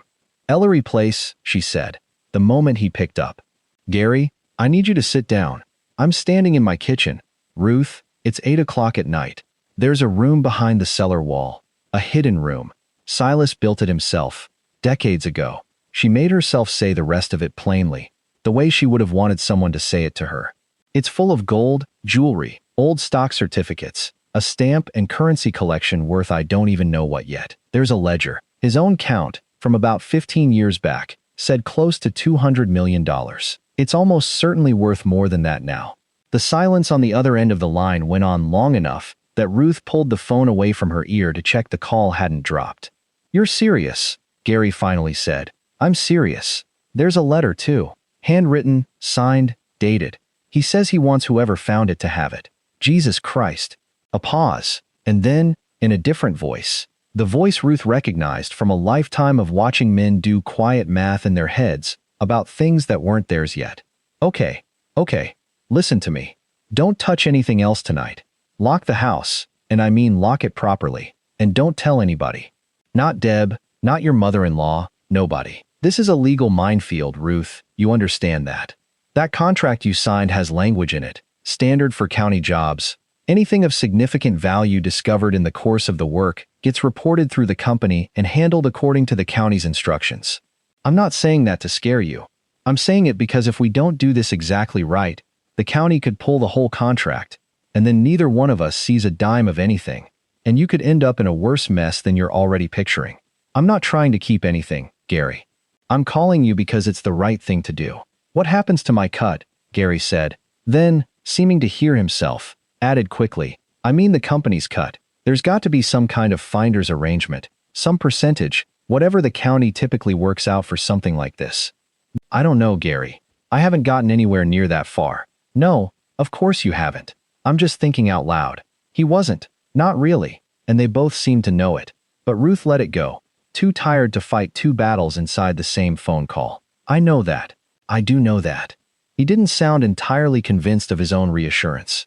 I'm just saying there's a process, and we're going to follow it to the letter. And first thing tomorrow, before you even drive back out there, you and me are calling Carol Deal together. I want to be the one who makes that call. That matters, Ruth. For both of us. Ruth understood, even through her exhaustion, exactly what Gary meant by matters, and exactly whose interests he was thinking of first in that sentence. She didn't say so out loud. There would be time enough later to find out how much of Gary Pruitt's help was going to come with a price tag quietly attached. She sat in her car in the gravel turnaround for a while after the call ended, engine off, hands still on the wheel, looking back at the dark shape of the house against a sky gone fully black. Walt Hendricks had told her, on her second morning here, that old houses like that held on to things. She hadn't understood then what he meant. She thought she was starting to. It wasn't just gold and stamps and a dead woman's jewelry a house like that could hold on to. It was the whole shape of a man's grief, folded up small enough to fit behind a wall, waiting 6 decades for somebody patient enough to come looking. She didn't call Pauline that night. She didn't wake Tyler and Maddie, already asleep by the time she finally got home, to tell them any of it. She stood in each of their doorways a minute instead, the way she sometimes did on hard nights, watching them breathe, and told herself there would be time to explain once she understood any of this herself, once she knew what, if anything, it was actually going to mean for their lives. She had learned, the hard way, not to promise her children things she couldn't yet guarantee. Deb was already at her desk when Ruth walked into Pruitt's office a few minutes before 8 the next morning. Mileage log forgotten in front of her, watching Ruth cross the room with an expression Ruth had never once seen on her face in 2 years of working together. "Gary told Marnie last night," Deb said, before Ruth had even gotten her coat off. "Marnie told me this morning, swore me to secrecy, which lasted about as long as you'd expect." She shook her head slowly. "Almost $200 million. Ruth, in that house. The one I told you made my skin crawl." "Something like that," Ruth said.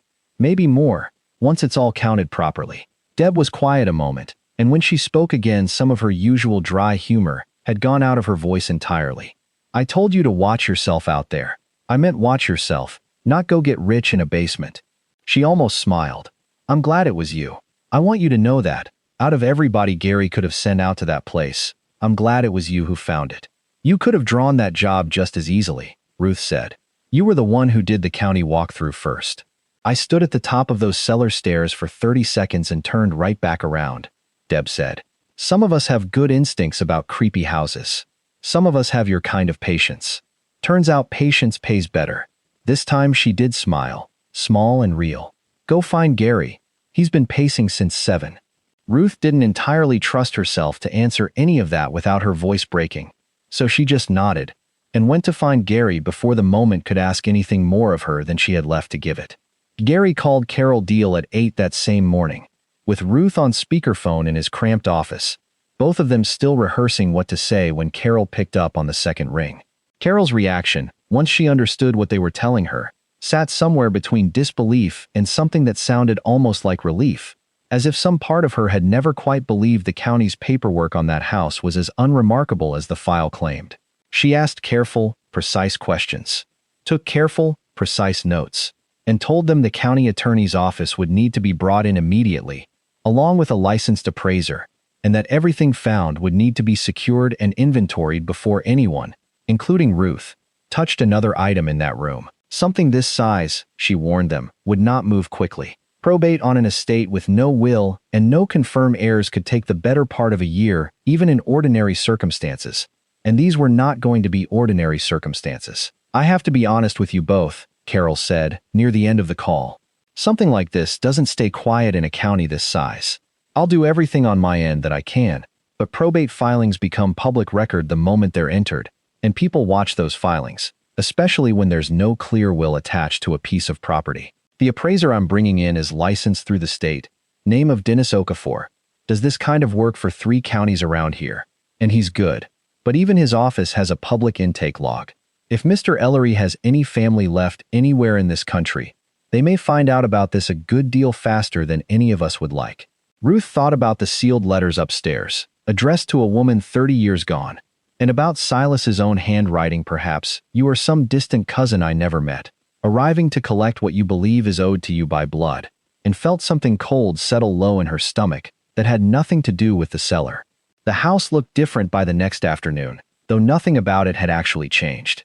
A county sedan sat in the gravel turnaround where Ruth's own car usually parked alone, and a bored-looking security guard named Tomas sat in a folding chair just inside the side door. There, Carol had explained, purely as a formality, until Dennis Okafor's team could get out from the city. Ruth found she almost missed having the house to herself. Silas Ellery had kept his secrets for 60 years in near total solitude, and it felt strange now, nodding to a stranger in a folding chair on her way to the mudroom, as though something private had already started slipping out of her hands before she'd had any real time to decide how she felt about it. Dennis Okafor arrived 2 days later, a compact, precise man in his 60s who moved through the vault with a jeweler's loupe in one hand and a digital recorder in the other, dictating observations in a low, steady voice that never once rose in excitement, no matter what he was looking at. Ruth had half expected, standing off to one side in the doorway where Carol had told her to stay. Something closer to what she'd felt herself that first morning. Some flicker of awe. Dennis Okafor had clearly seen enough in his career that awe wasn't really available to him anymore. Only precision. Numismatic collection. Appears comprehensive. Largely pre-1933 gold and post-war mint issues. He said into the recorder, turning one of the coins under his lope. Philatelic material. Will require specialist consultation. Several apparent 19th century issues in excellent condition. He glanced up at Ruth. The first personal thing he'd said to her all morning. Whoever put this together knew exactly what he was doing. Most collections like this, you find junk mixed in with the good stuff. Somebody's uncle who thought a wheat penny from his own pocket change was a find. This is different. Every single item in here was selected. That takes decades, and it takes real knowledge, or real patience, or both. Both, I think, Ruth said. He worked at it for 60 years. Dennis nodded slowly, the way a man nods at something he respects without fully understanding it, and went back to his lope. Near the end of that first day, packing his equipment away for the night, he paused at the doorway, long enough to say the one unguarded thing he'd say to her the entire time he worked the house. I've done this kind of job maybe a dozen times in 30 years, he said. Old money, forgotten accounts, that sort of thing. I've never seen anything close to this. I'm not going to give you a number yet, because I'd be guessing, and I don't guess professionally. But you should prepare yourself. Whatever figure you're carrying around in your head right now, it's probably low. He didn't wait for a response, just nodded once, and carried his case out to his car, leaving Ruth standing in the cold hallway trying, and failing, to imagine a number bigger than the one already sitting in her chest like a stone. She wasn't allowed to touch anything anymore. Carol had been clear about that, and Ruth understood why, even as it left her standing in doorways for most of 2 days, watching strangers in county polo shirts catalog a dead man's life into evidence bags and inventory numbers.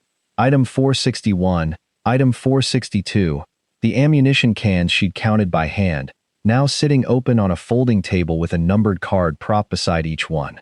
Like something at a museum exhibit that hadn't opened to the public yet. It should have felt like relief, handing the weight of it over to people who actually knew what they were doing.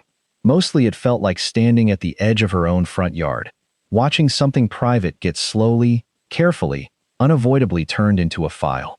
Nobody cataloged the wedding rings as anything more than item 220, gold band, men's, and item 221, gold band, women's, estimated melt value only.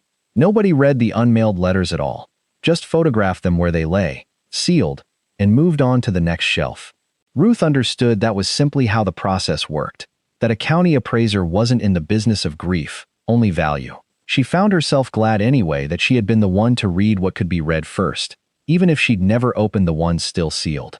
Some things, it seemed, mattered more for having been noticed once, by somebody who understood what they'd cost, whether or not that understanding ever made it onto an inventory sheet. Carol's warning turned out to be closer to the truth than any of them wanted. Her phone had 2 missed calls from Pauline already that morning, a voicemail she hadn't worked up the nerve to listen to yet, and Ruth found she had no space left that day to deal with any of it. She told the kids that same evening instead, sitting them both down at the kitchen table the way she used to do with Dale for anything that actually mattered. She kept it simple. There's a lot of money in the house I've been clearing out. It might end up being mine, or it might not, and either way it's going to take a long time to sort out, so nobody should get ahead of themselves. Maddie's eyes went enormous. Like how much money? I don't know for sure yet, honey, a lot. Like, buy a house money? Maddie. Sorry. She didn't look sorry. She looked like a girl doing math in her head for the first time in her life about something that actually seemed possible. Tyler said less, watching Ruth with an expression that reminded her, uncomfortably, of the way he'd watched her in the months right after Dale died. Careful, and a little braced, as if he'd learned the hard way that big news in this family didn't always turn out to be good news, just because it was big. Is it dangerous? He finally asked. Like, are people going to be weird about it? Ruth thought of Gary's voice, asking what happens to my cut, and Deb's face that morning at the office, and a great-nephew nobody in this family had ever heard of who had apparently been waiting in the wings with a folder of paperwork ready to go. Some people already are, she admitted. But that's my problem to handle, not yours. Your job is still just being 16. Yours is still just being 10. She looked at them both, her whole reason for any of this mattering in the first place. "I promise I'll tell you the truth as I know it, every step of the way. I just don't know all of it yet myself." Maddie hugged her hard enough to hurt a little. Tyler, 16 and generally too old for hugging his mother in front of his sister, put one hand briefly on her shoulder instead, which from him meant just as much. The call came the following afternoon, while Ruth was boxing up the last of the ordinary junk from the mudroom, because there was, after all, still an auction deadline technically on the county's books, even if nobody quite believed anymore that it would hold. Carol's number came up on her phone, and Ruth answered it expecting an update on the appraiser's schedule. "I need to tell you something before you hear it anywhere else," Carol said, and there was an edge in her voice Ruth hadn't heard in any of their earlier calls. "A man named Curtis Doyle contacted the probate office about an hour ago. Says he's Silas Ellery's great-nephew, through a younger sister who moved out of state back in the 1950s. He had documentation ready, Ruth, birth certificates, a family tree going back 3 generations, like he'd had it sitting in a folder for years, just waiting." Carol paused. He wasn't calling to ask how his great-uncle passed. He didn't ask a single question about Mr. Ellery as a person. He wanted to know what was being done to protect his rightful inheritance, and he asked, twice, whether the assets had been secured. Those were his exact words to the clerk who took the call. Secured, like he already half expected somebody to walk off with them first. "Did he say how he even knew to call?" Ruth asked. "It's been 3 days. He said he does genealogy research as a hobby. Said he'd had Silas's name flagged for years, in case anything ever came up." Carol's voice went carefully flat in the way Ruth was starting to recognize as the sound of a county employee choosing her words with real deliberation. "I'm not in a position to speculate about what that means, Ruth.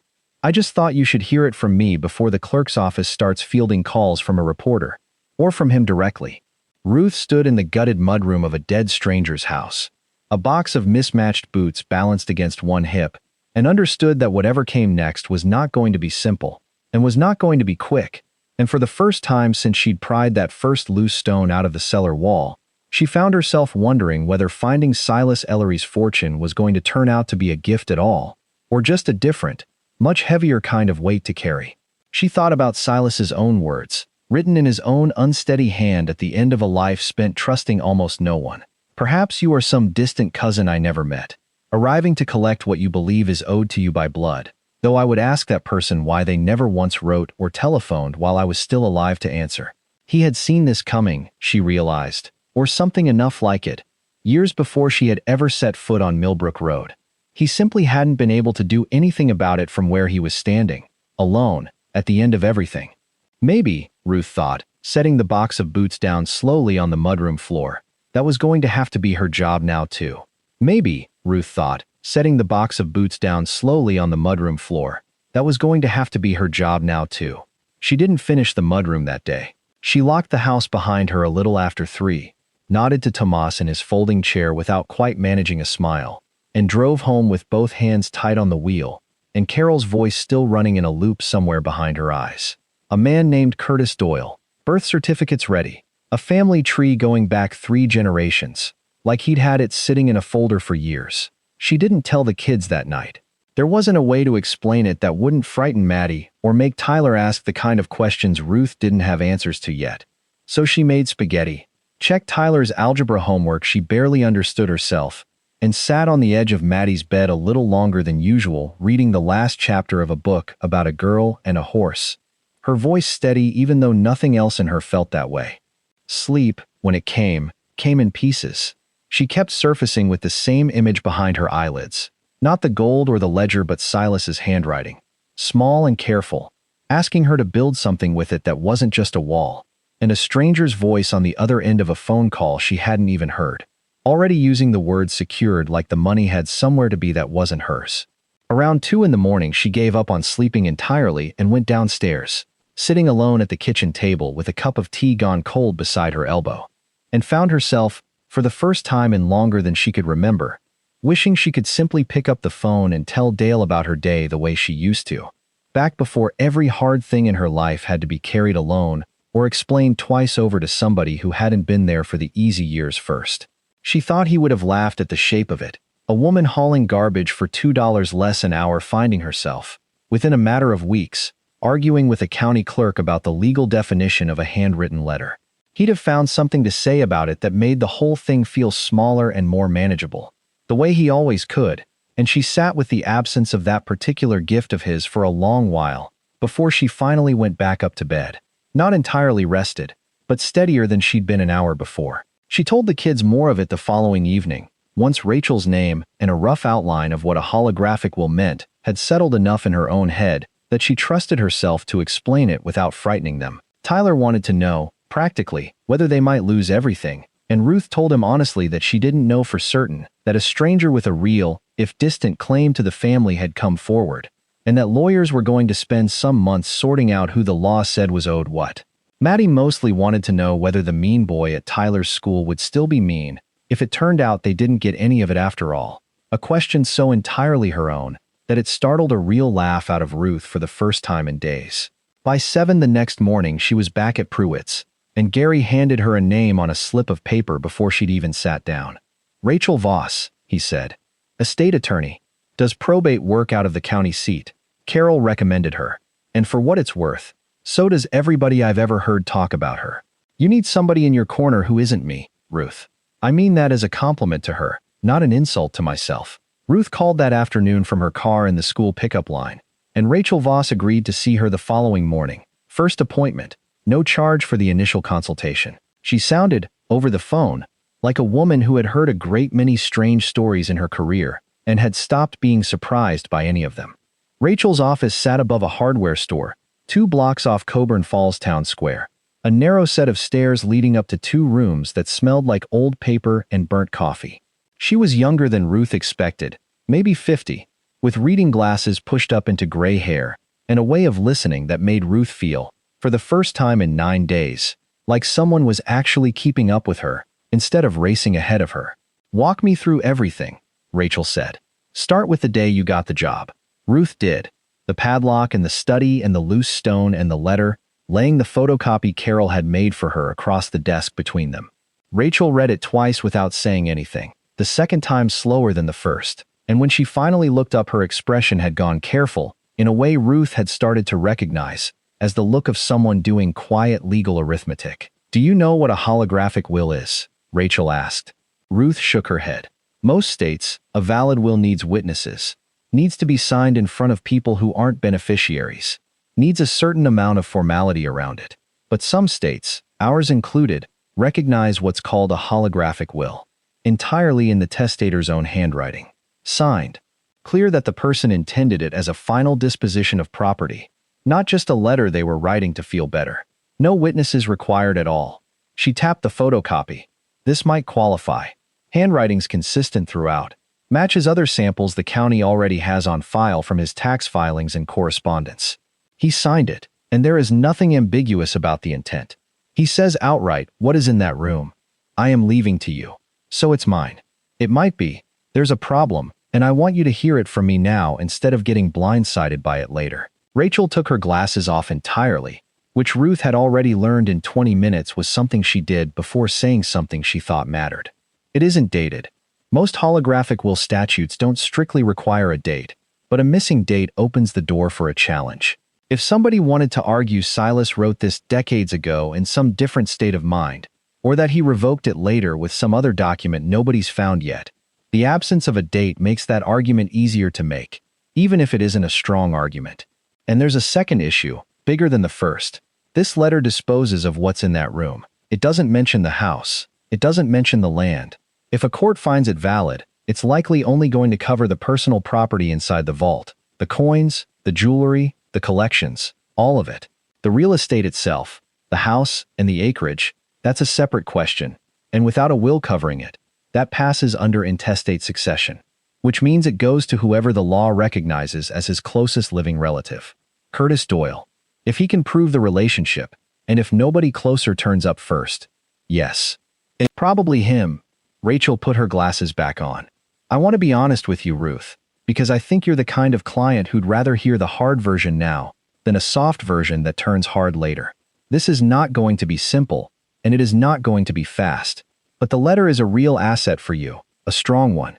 Most finders in your position would have nothing but a contract clause about reporting valuable discoveries, and whatever finder's fee the county decides to award, which in this state can run anywhere from a token gesture to about 10% depending on the circumstances. You have a man's own handwriting naming you. That is worth fighting for. Ruth sat with that a long moment, the office quiet except for a radiator ticking somewhere behind the bookshelf. What do you need from me? Everything.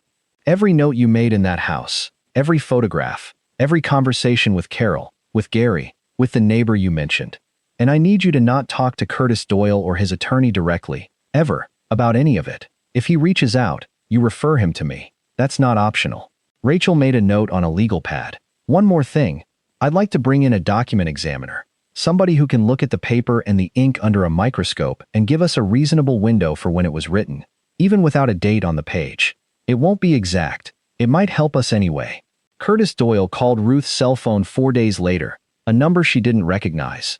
And against every piece of advice Rachel had given her, she answered it out of some instinct she couldn't quite explain to herself afterward. Curiosity or dread or simply an unwillingness to keep imagining a stranger as a shape instead of a voice. He sounded younger than she expected, maybe mid-30s, pleasant in the particular way of someone who had rehearsed being pleasant. He introduced himself, said he understood she'd found his great-uncle's estate, said he wanted to reach out personally before things got, in his words, adversarial, because family shouldn't have to fight over what belonged to family in the first place. I didn't know he existed until 3 weeks ago, Ruth said.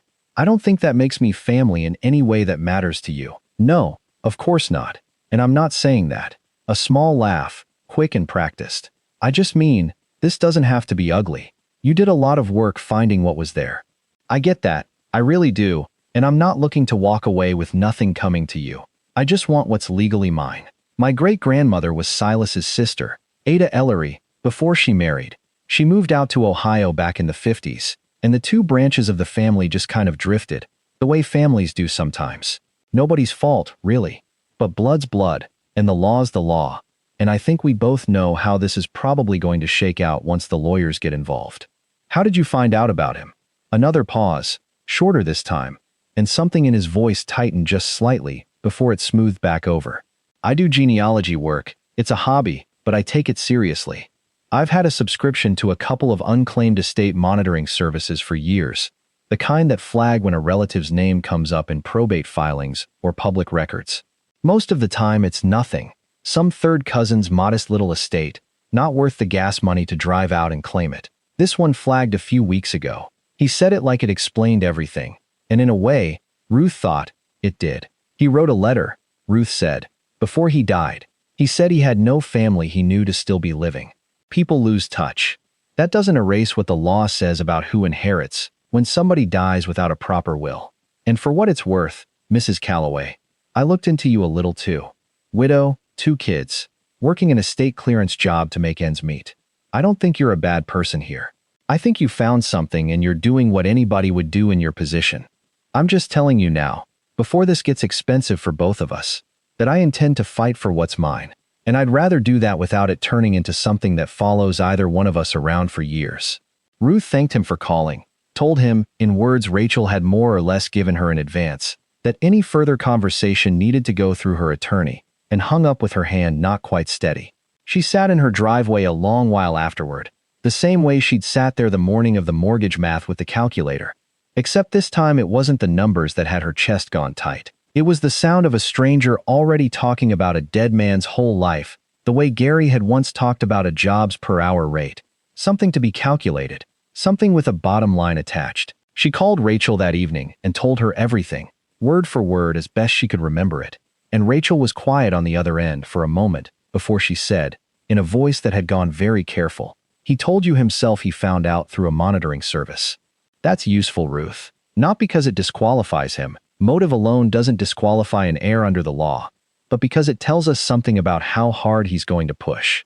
A man who monitors unclaimed estates for a living, or close enough to it, doesn't back down from a fight worth this much money. We should expect him to go the distance. The story didn't stay contained to Pruitt's cramped office and Rachel's narrow staircase for very long. The probate filing went public in early November, the way Carol had warned it would, and within a week the Gazette ran a front-page piece under the headline, "Millbrook Road Mystery. Hidden Fortune Discovered in Condemned Farmhouse." alongside a photograph of the sagging Queen Anne porch, and, to Ruth's discomfort, a smaller photo of her own driveway that somebody had apparently taken from the road without asking. After that, Coburn Falls did what small towns do. People who had never once spoken to Ruth in the grocery store now stopped her by the cart returns to ask, carefully, delicately, whether the stories were true. Deb reported that Marnie's cousin had heard from someone at the bank that the total was closer to $500 million, a number Ruth had to actively resist correcting, because correcting it would have meant confirming any number at all, and she'd been told firmly by Rachel to confirm nothing. Tyler came home from school the second week of November with his jaw set in a way Ruth recognized, and when she asked what happened, he told her, reluctantly, that the same kid who'd made the comment about garbage a few weeks earlier had switched tactics entirely and was now telling everyone Tyler's family was about to be rich, asking him half-joking, half-serious questions about whether he'd still talk to any of them once the money came through. "What did you tell him?" Ruth asked. "I told him I didn't know anything yet." Which is true. Tyler shrugged, though it didn't look like an easy shrug. "It's weird, Mom. 2 months ago, people felt sorry for us. Now they're weird about us a completely different way. It's the same people." Ruth didn't have a clean answer for that either, only that she pulled him into a hug he was almost too old for, and told him that whatever happened with the money, none of it was going to change who they actually were to each other, and that people being strange about it said more about them than about him. She wasn't sure he believed her yet. She wasn't entirely sure she believed herself. Maddie, for her part, had taken to drawing pictures of what she imagined the vault looked like. Gold piled in careless mountains, a treasure chest with a padlock shaped like a heart, and taping them to the refrigerator next to her spelling tests. And Ruth found she didn't have the heart to correct the details, even though the real room had held nothing so simple or so pretty. Some things, she was learning. A 10-year-old needed to imagine her own way before the world handed her the more complicated truth. A reporter from a station out of the city showed up at Pruitt's office twice that November, asking for Ruth by name, and a second one left 3 messages on her cell phone in a single week, offering, on the last one, a figure for an exclusive interview that would have covered nearly 2 months of the old mortgage payment on its own. Rachel told her flatly not to take it, not because the money wasn't real, but because anything Ruth said publicly before the hearing could hand Curtis Doyle's attorney something to work with later. And Ruth found the advice easy enough to follow, mostly because she couldn't imagine sitting across from a camera and explaining any of it. The loose stone, the letter, Peter's room upstairs still exactly as she'd left it, without it all sounding smaller and stranger than it had actually felt kneeling in that cellar, with cold dust settling into the creases of her knuckles. She let the calls go to voicemail after that, and deleted them without listening past the first few seconds, and told the kids, when Maddie asked whether they were going to be on the news, that some things were nobody's business but their own, no matter how interesting a stranger might find them. Not everyone in town treated it as a spectacle. A woman Ruth barely knew from the church Pauline still attended left a casserole on her porch one evening in late November, with a note that said only, "Congratulations, and I hope people are being kind to you," which of all the strange gestures that month, Ruth found herself thinking about longest. Walt Hendricks drove out to see her once too, not at the farmhouse this time but at her own front door, standing on the porch step with his cap in his hands the way men of his generation still sometimes did, saying only that he'd heard the news and wanted her to know he wasn't surprised it had turned out to be true after all, and that Silas would have liked knowing somebody patient enough to find it had also been decent enough not to keep quiet about who was owed a say in it. He didn't stay long, he never did, but Ruth found she appreciated the visits from people who asked nothing of her more than the ones who wanted something, however small, in exchange for their sudden warmth. Carol arranged, before the county's team packed the vault's contents away for storage pending the outcome of the hearing, one final supervised walkthrough for Ruth alone, a courtesy she wasn't obligated to extend, and one Ruth suspected she'd had to argue for on her own authority before retiring. Ruth stood in the doorway of the little stone room a last time, the shelving mostly bare now, everything cataloged and boxed and carried out in numbered crates, and found it looked smaller than she remembered. The way rooms always did once whatever had filled them with meaning got carried away piece by piece. The overturned bucket she'd sat on that first morning was still there, and she lowered herself onto it again, just for a minute, in the quiet the county workers had left behind them. She thought about Silas building it alone over 2 winters, telling Constance he was only expanding the root cellar, and wondered whether some part of him had always known he was building somewhere to hide not just his money but himself, a version of Silas Ellery that nobody, not his wife, not his son, not the whole of Coburn Falls, would ever get close enough to see clearly again. She hoped, sitting there, that wherever he'd ended up, he'd found Constance and Peter waiting for him, without a locked door standing between any of them anymore. It wasn't the kind of thought she'd have said out loud to Rachel, or Gary, or anyone else who dealt in appraisals and probate filings, but it felt true enough to her, alone in that emptied room, that she let herself believe it anyway. Dennis Okafor's final appraisal came through the second week of December, delivered to Rachel's office in a bound report thick enough that Ruth found herself almost afraid to open it. The number, once everything had been accounted for, the coins at current gold prices, the stamps and currency valued by two independent specialists, who mostly agreed with each other, the jewelry, the stock certificates, that had improbably kept compounding in the dark for decades, the bonds, the two paintings, the land itself once appraised separately, came to just under $340 million.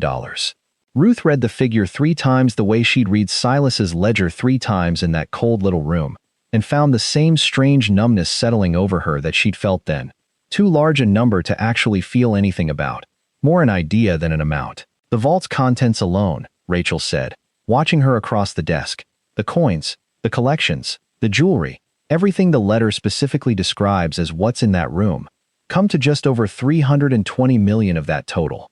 The house and the land are appraised separately, at a little under $20 million, mostly for the acreage and its development potential, since the structure itself is essentially worthless in its current condition. She let that sit a moment. If the court finds the letter valid as a holographic will, covering the vault's contents specifically, that's the number we're fighting for on your behalf. The land is likely going to Mr. Doyle regardless, assuming his lineage checks out, which so far, unfortunately, it appears to. The evidentiary hearing was set for the second week of January, in a courtroom smaller and plainer than Ruth had expected, wood paneling gone the color of weak tea, a state seal hung slightly crooked above the judge's bench. Curtis Doyle sat across the aisle with his own attorney, a sharp-featured man named Preston Ames who spoke, Ruth thought, like he'd practiced every sentence in a mirror beforehand. Curtis himself looked smaller in person than his phone voice had suggested. An ordinary man in an ordinary suit that fit a little too well for someone claiming, as his filing did, modest means and a hobbyist's income. The document examiner Rachel had hired, a soft-spoken forensic specialist named Dr. Priya Nair, testified first about the letter's ink and paper. She couldn't offer an exact date, she said carefully. No honest examiner could. But the ink formulation and the paper's specific composition were consistent with products manufactured and commonly sold between roughly 20 and 28 years before Silas's death, which put the letter's likely composition sometime in his late 70s or early 80s. An old man's hand, she noted, matching the visibly unsteady penmanship toward the letter's later lines. That's a window of about 8 years, Preston Ames said on cross-examination, not quite hiding the satisfaction in his voice. Not exactly precise, is it, Dr. Nair? Precision in forensic document dating is always a range, not a point, she answered, unbothered. But the range I've given you is a scientifically defensible one, and it is entirely consistent with the letter's own internal content, which references Constance Ellery as having been deceased for what the writer describes as 30 years in the same letter. County records place Constance Ellery's death in 1983. 30 years after that date falls squarely inside the window my forensic analysis independently produced. I did not know that fact when I ran my analysis. I learned of it afterward, from Miss Voss. The two findings corroborate each other without either one having influenced the other. Ruth watched something shift almost imperceptibly in Preston Ames's posture at that, a small recalculation happening behind his eyes, and beside her Rachel allowed herself, for just a moment, the faintest suggestion of a smile. The more difficult testimony came an hour later, when Rachel called a genealogist of her own, a careful, precise woman named Dr. Elaine Restrepo, who had spent 3 weeks tracing the Ellery family tree back through county and state archives at Rachel's request. Ada Ellery, Dr. Restrepo confirmed, had indeed been Silas's younger sister, born 4 years after him, and had indeed moved to Ohio in 1953. The same year, records showed that she married a man named Harold Doyle against her family's wishes. a fact documented in a handful of surviving letters held by the County Historical Society. Letters between Ada and a cousin, describing a rift so complete that Ada herself had written, in 1954, that she doubted she would ever hear from anyone in Coburn Falls again, and that she had made her peace with that. So the estrangement predates the bank collapse Silas describes in his own letter. Rachel said, standing at the podium. It predates the death of his son. It goes back to before any of the losses that letter describes as having shaped the rest of his life. That's correct, Dr. Restrepo said. Whatever caused the rift between Silas and Ada, and the historical record doesn't fully explain it, it happened years before any of the events Mr. Ellery describes as having made him the man he apparently became. By the time Ada's grandson, Curtis Doyle's father, was born, there is no record of any contact whatsoever between the two branches of the family. No letters, no visits, nothing in either family's surviving correspondence suggesting either side made any effort to reconnect, ever, across 3 generations. Gary testified that morning too, called by Rachel to establish the timeline, and Ruth watched him sit up straighter in the witness chair than she'd ever seen him sit at his own desk, describing the phone call he'd gotten that October night in a voice that made it sound, for the first time, like something that had genuinely rattled him, rather than something he'd immediately started doing math about. He confirmed the county contract, the standard clause requiring any significant discovery to be reported through the company, and testified, when Preston Ames pressed him on cross-examination about whether Ruth could easily have concealed a portion of what she'd found before ever calling him, that in 22 years of estate liquidation work, he had seen people do exactly that. More than once, quietly pocket something small and unremarkable enough that nobody would ever miss it from a dead stranger's house, and that whatever else anyone wanted to say about Ruth Calloway, she had called him within an hour of finding a room most people would have needed a week to work up the nerve to even mention out loud, let alone report in full down to the smallest ledger entry. Deb testified after him, briefer but no less pointed, confirming she'd warned Ruth away from the house entirely on her very first day, and that Ruth had gone back anyway, because the work needed doing and the money mattered to her family, not because she'd had any inkling of what was waiting behind that wall. She didn't go looking for a fortune, Deb said, when Rachel asked her to characterize Ruth's state of mind during those first days on Millbrook Road. She went looking for a paycheck. The fortune found her, if anything, not the other way around. I don't think there's a person in Coburn Falls who did that job as carefully or as honestly as she did, and most of us who do this work for a living wouldn't have made it past that cellar door in the first place. Preston Ames didn't have much to work with on cross-examination after that, and didn't try particularly hard. Curtis Doyle, called to testify late that afternoon, did not deny any of it. He hadn't known his great-uncle's name until researching his own family tree as an adult. He admitted under Rachel's questioning. He had never written to Silas, had never, prior to the estate monitoring service flagging the probate filing, attempted to locate him or learn whether he was even alive. When Rachel asked, plainly, whether he had ever heard a single story about Silas Ellery growing up, from his father or his grandmother Ada, he hesitated long enough that the pause itself answered the question before he finally said, quietly, that he hadn't, not really, just that there'd been some kind of falling out generations back that nobody in his family had ever talked about much. I'm not asking the court to give me this money because I loved a man I never met, Curtis said, and for the first time since Ruth had heard his voice on the phone, something in it sounded less rehearsed. I'm asking because the law says blood matters when there's no valid will, and my great-grandmother was his sister whether either of them liked it or not by the end. I didn't choose the estrangement. I wasn't born yet when it happened. It doesn't feel fair that 3 generations of a family fight I had nothing to do with should be the reason I don't get what the law says I'm owed. Ruth found, listening to him, that she couldn't entirely dislike him for that, even as every instinct she had told her to. He wasn't wrong, exactly, only narrow, the way people got narrow when a number that large sat close enough to touch.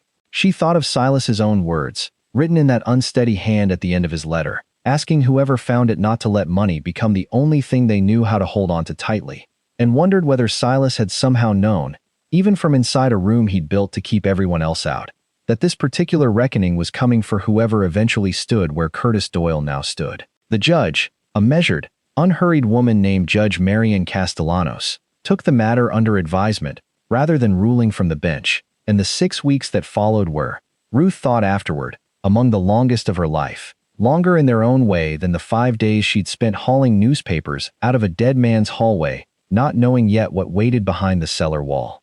The ruling came down on a gray afternoon in late February.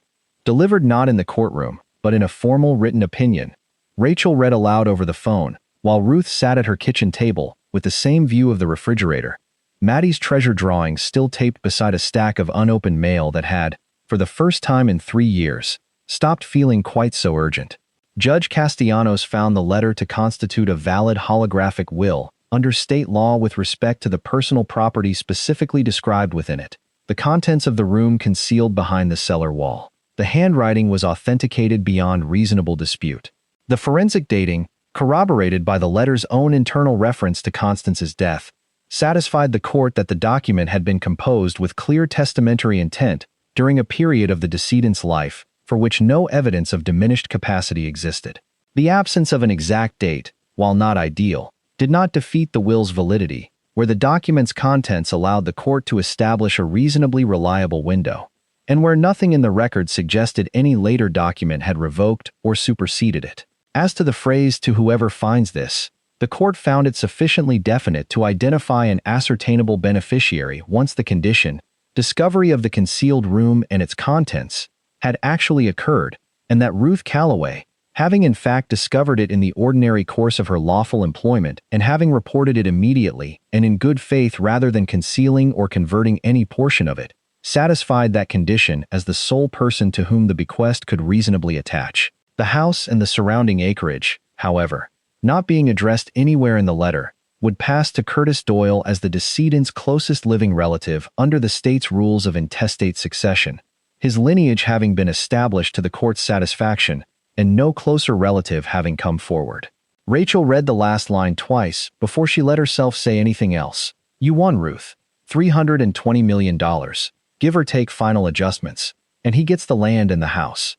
It's not nothing for him. The acreage alone is worth real money even with the structure condemned, but it isn't remotely close to what he came into that courtroom hoping for." Ruth sat with the phone against her ear a long moment, looking at Maddie's crayon drawing of a heart-shaped padlock, and found that what she felt wasn't triumph. Not exactly. It was closer to the feeling she used to get standing at the bottom of a house Dale had just finished framing, looking up at something that had been nothing but numbers on paper a few weeks before, and was now, undeniably, real. Curtis Doyle did not appeal. His attorney filed the paperwork accepting the ruling within the statutory window, and 3 months later, Ruth heard through Carol, who heard it through the county assessor's office, that he had sold the Millbrook Road property outright to a land developer for just under $18 million, and had, as far as anyone in Coburn Falls could tell, no further intention of ever setting foot in the town his great-grandmother had left in 1953. Ruth thought about that sometimes in the months that followed, a whole family history compressed into a single transaction, a man walking away with a number instead of a name, and found she couldn't decide whether he'd gotten the better end of things or the worse one. Maybe, she thought, there wasn't really a better end available to anyone who'd shown up looking for a fortune instead of a great-uncle. Gary's cut turned out to be the easiest fight of the entire ordeal, once it actually came time to have it. Rachel negotiated a finder's fee arrangement with Pruitt Estate Solutions directly, a percentage that landed, after some back and forth Ruth mostly let Rachel handle, at a figure generous enough that Gary called Ruth himself to thank her, his voice thick in a way she'd never heard from him before, and told her Deb was getting a raise and a proper contract too, the first one anyone at that company had ever gotten. Deb, for her part, made Ruth promise to let her be the one who finally cleared out Peter's room when the time came, if Ruth ever decided she wanted it done at all, because some jobs, Deb said, a person earns the right to finish. It took Ruth the better part of that first year to decide she was ready for that particular job to be done at all, and when she finally called Deb about it the following autumn, the two of them spent an entire quiet Saturday together in that small upstairs room, wrapping the model airplanes in newspaper one at a time instead of simply boxing them, folding the faded quilt with something closer to ceremony than either of them would have admitted to out loud. Ruth kept the baseball glove for herself, cracked leather and all, setting it on a shelf in her own front hallway beside the painting of the farmhouse, two small pieces of a stranger's family she'd decided didn't belong in a landfill no matter how many decades had passed since anyone had needed them. Carol Deal retired that spring, 2 years earlier than she'd originally planned, and sent Ruth a card instead of a phone call. Something Ruth suspected mattered to her, a way of saying goodbye to the strangest case of her long career in her own handwriting, instead of over a county line. Pauline called the week the ruling became public, and for once didn't lead with anything about Dale being mortified. She asked, instead, careful in a way Ruth had never heard from her before, whether the kids were doing all right with everything, and Ruth found herself telling her honestly that they were doing better than she'd expected, and that she'd like Pauline to come for dinner soon, if she wanted to. Pauline said she would. It wasn't everything. It was, Ruth thought, a start.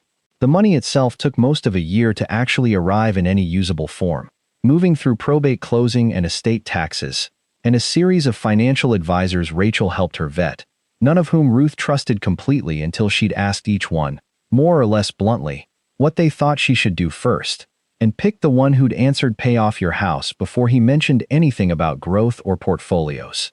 She paid off the mortgage in a single call that April, a transaction so ordinary on the receiving end, a polite representative reading numbers back to her over the phone, that Ruth found herself almost disappointed by how little ceremony the moment actually contained after 3 years of that same number sitting over her like weather she couldn't outrun.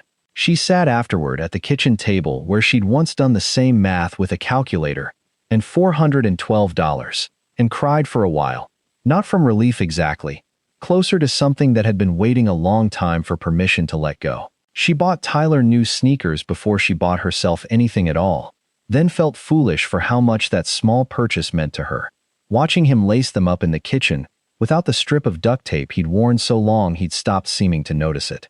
She had the car's brakes replaced the same week and had a mechanic look over the rest of it besides, replacing things she'd been quietly ignoring for over a year out of the same old habit of triage, deciding what could wait and what couldn't. Maddie got her Christmas that year, a real one, though Ruth made a point of keeping it more modest than the number in her bank account technically allowed, because she remembered, clearly, standing in her own kitchen a lifetime ago listening to her daughter ask whether they'd have money for Christmas at all, and she didn't want either of her children to grow up believing that love was measured out in what got wrapped and put under a tree.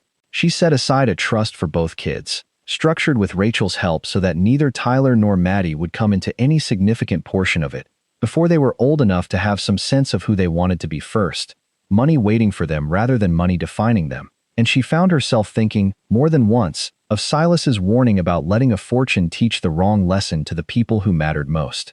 She had no intention of building her children a wall. She wanted, if anything, to tear a few of her own down, the ones she'd built out of exhaustion and worry over 3 hard years, brick by brick, without ever quite meaning to. In May, she drove out past the old converted transmission shop and rented a proper office 2 doors down from Rachel's stairway, and quietly, without telling anyone but the kids at first, began the paperwork to reopen Calloway Contracting. Not the way Dale had run it. Not exactly. She didn't have his hands or his instinct for a roofline, but she hired a licensed contractor to run the actual jobs, kept the business side for herself the way she'd once tried and failed to do alone in the terrible months after the funeral, and put Dale's name back over a door for the first time in 4 years. She hired the old foreman back, the one who'd left for a bigger outfit 2 counties over, and when he asked her, a little sheepishly, why she'd want him after everything, she told him it wasn't really about him leaving. It was about building something with Dale's name on it that hadn't ended in a fire sale in her own driveway, and she needed somebody who already knew how Dale used to run a crew to help her get it right this time. She thought about Silas often that year, more than she expected to, a man she'd never met alive and had come to know almost entirely through the careful order he'd left behind for a stranger to sort through. She used a portion of the money to have proper headstones set for him and Constance, replacing the small worn markers the county had put up decades apart in the Coburn Falls Cemetery, and had Peter's name added to a small plaque beside them, since as far as anyone could determine, he'd been buried out of state near where the accident happened, far from the family that never stopped keeping his room ready for him. She didn't open the unmailed letters. She had them placed, unopened, in a small cedar box, and buried with the 2 rings she'd found tucked between the ammunition cans, Silas's and Constance's, finally reunited in the one way that felt right to her, quiet and private, and not remotely anyone else's business, least of all a courtroom's. She kept the 2 paintings Silas had wrapped in bedsheets, the one of the farmhouse that had been his mother's, hanging it in her own front hallway where she saw it every morning on her way out the door. A small reminder that somebody, once, long before any of this, had loved that house enough to paint it. The second painting she donated to the Coburn Falls Historical Society, along with a portion of the stamp and currency collections, on the condition that the society put together a modest exhibit about the town's history.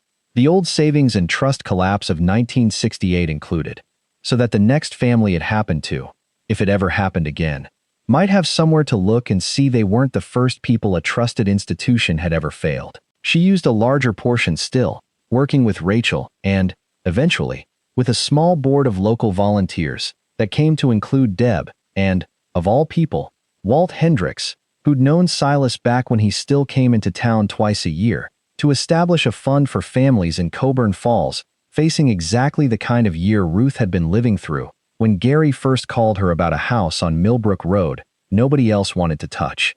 Mortgage assistance, mostly, for widows and single parents who found themselves doing the same grim arithmetic at their own kitchen tables that she'd once done with a calculator and a stack of unopened bills.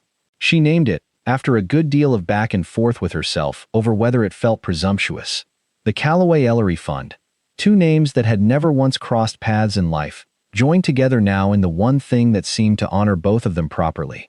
A man who'd spent 60 years guarding what he'd built out of fear of losing it twice, and a woman who'd decided, in the end, that the only way to make sense of finding it was to make sure fewer people ever had to feel that particular kind of fear at all.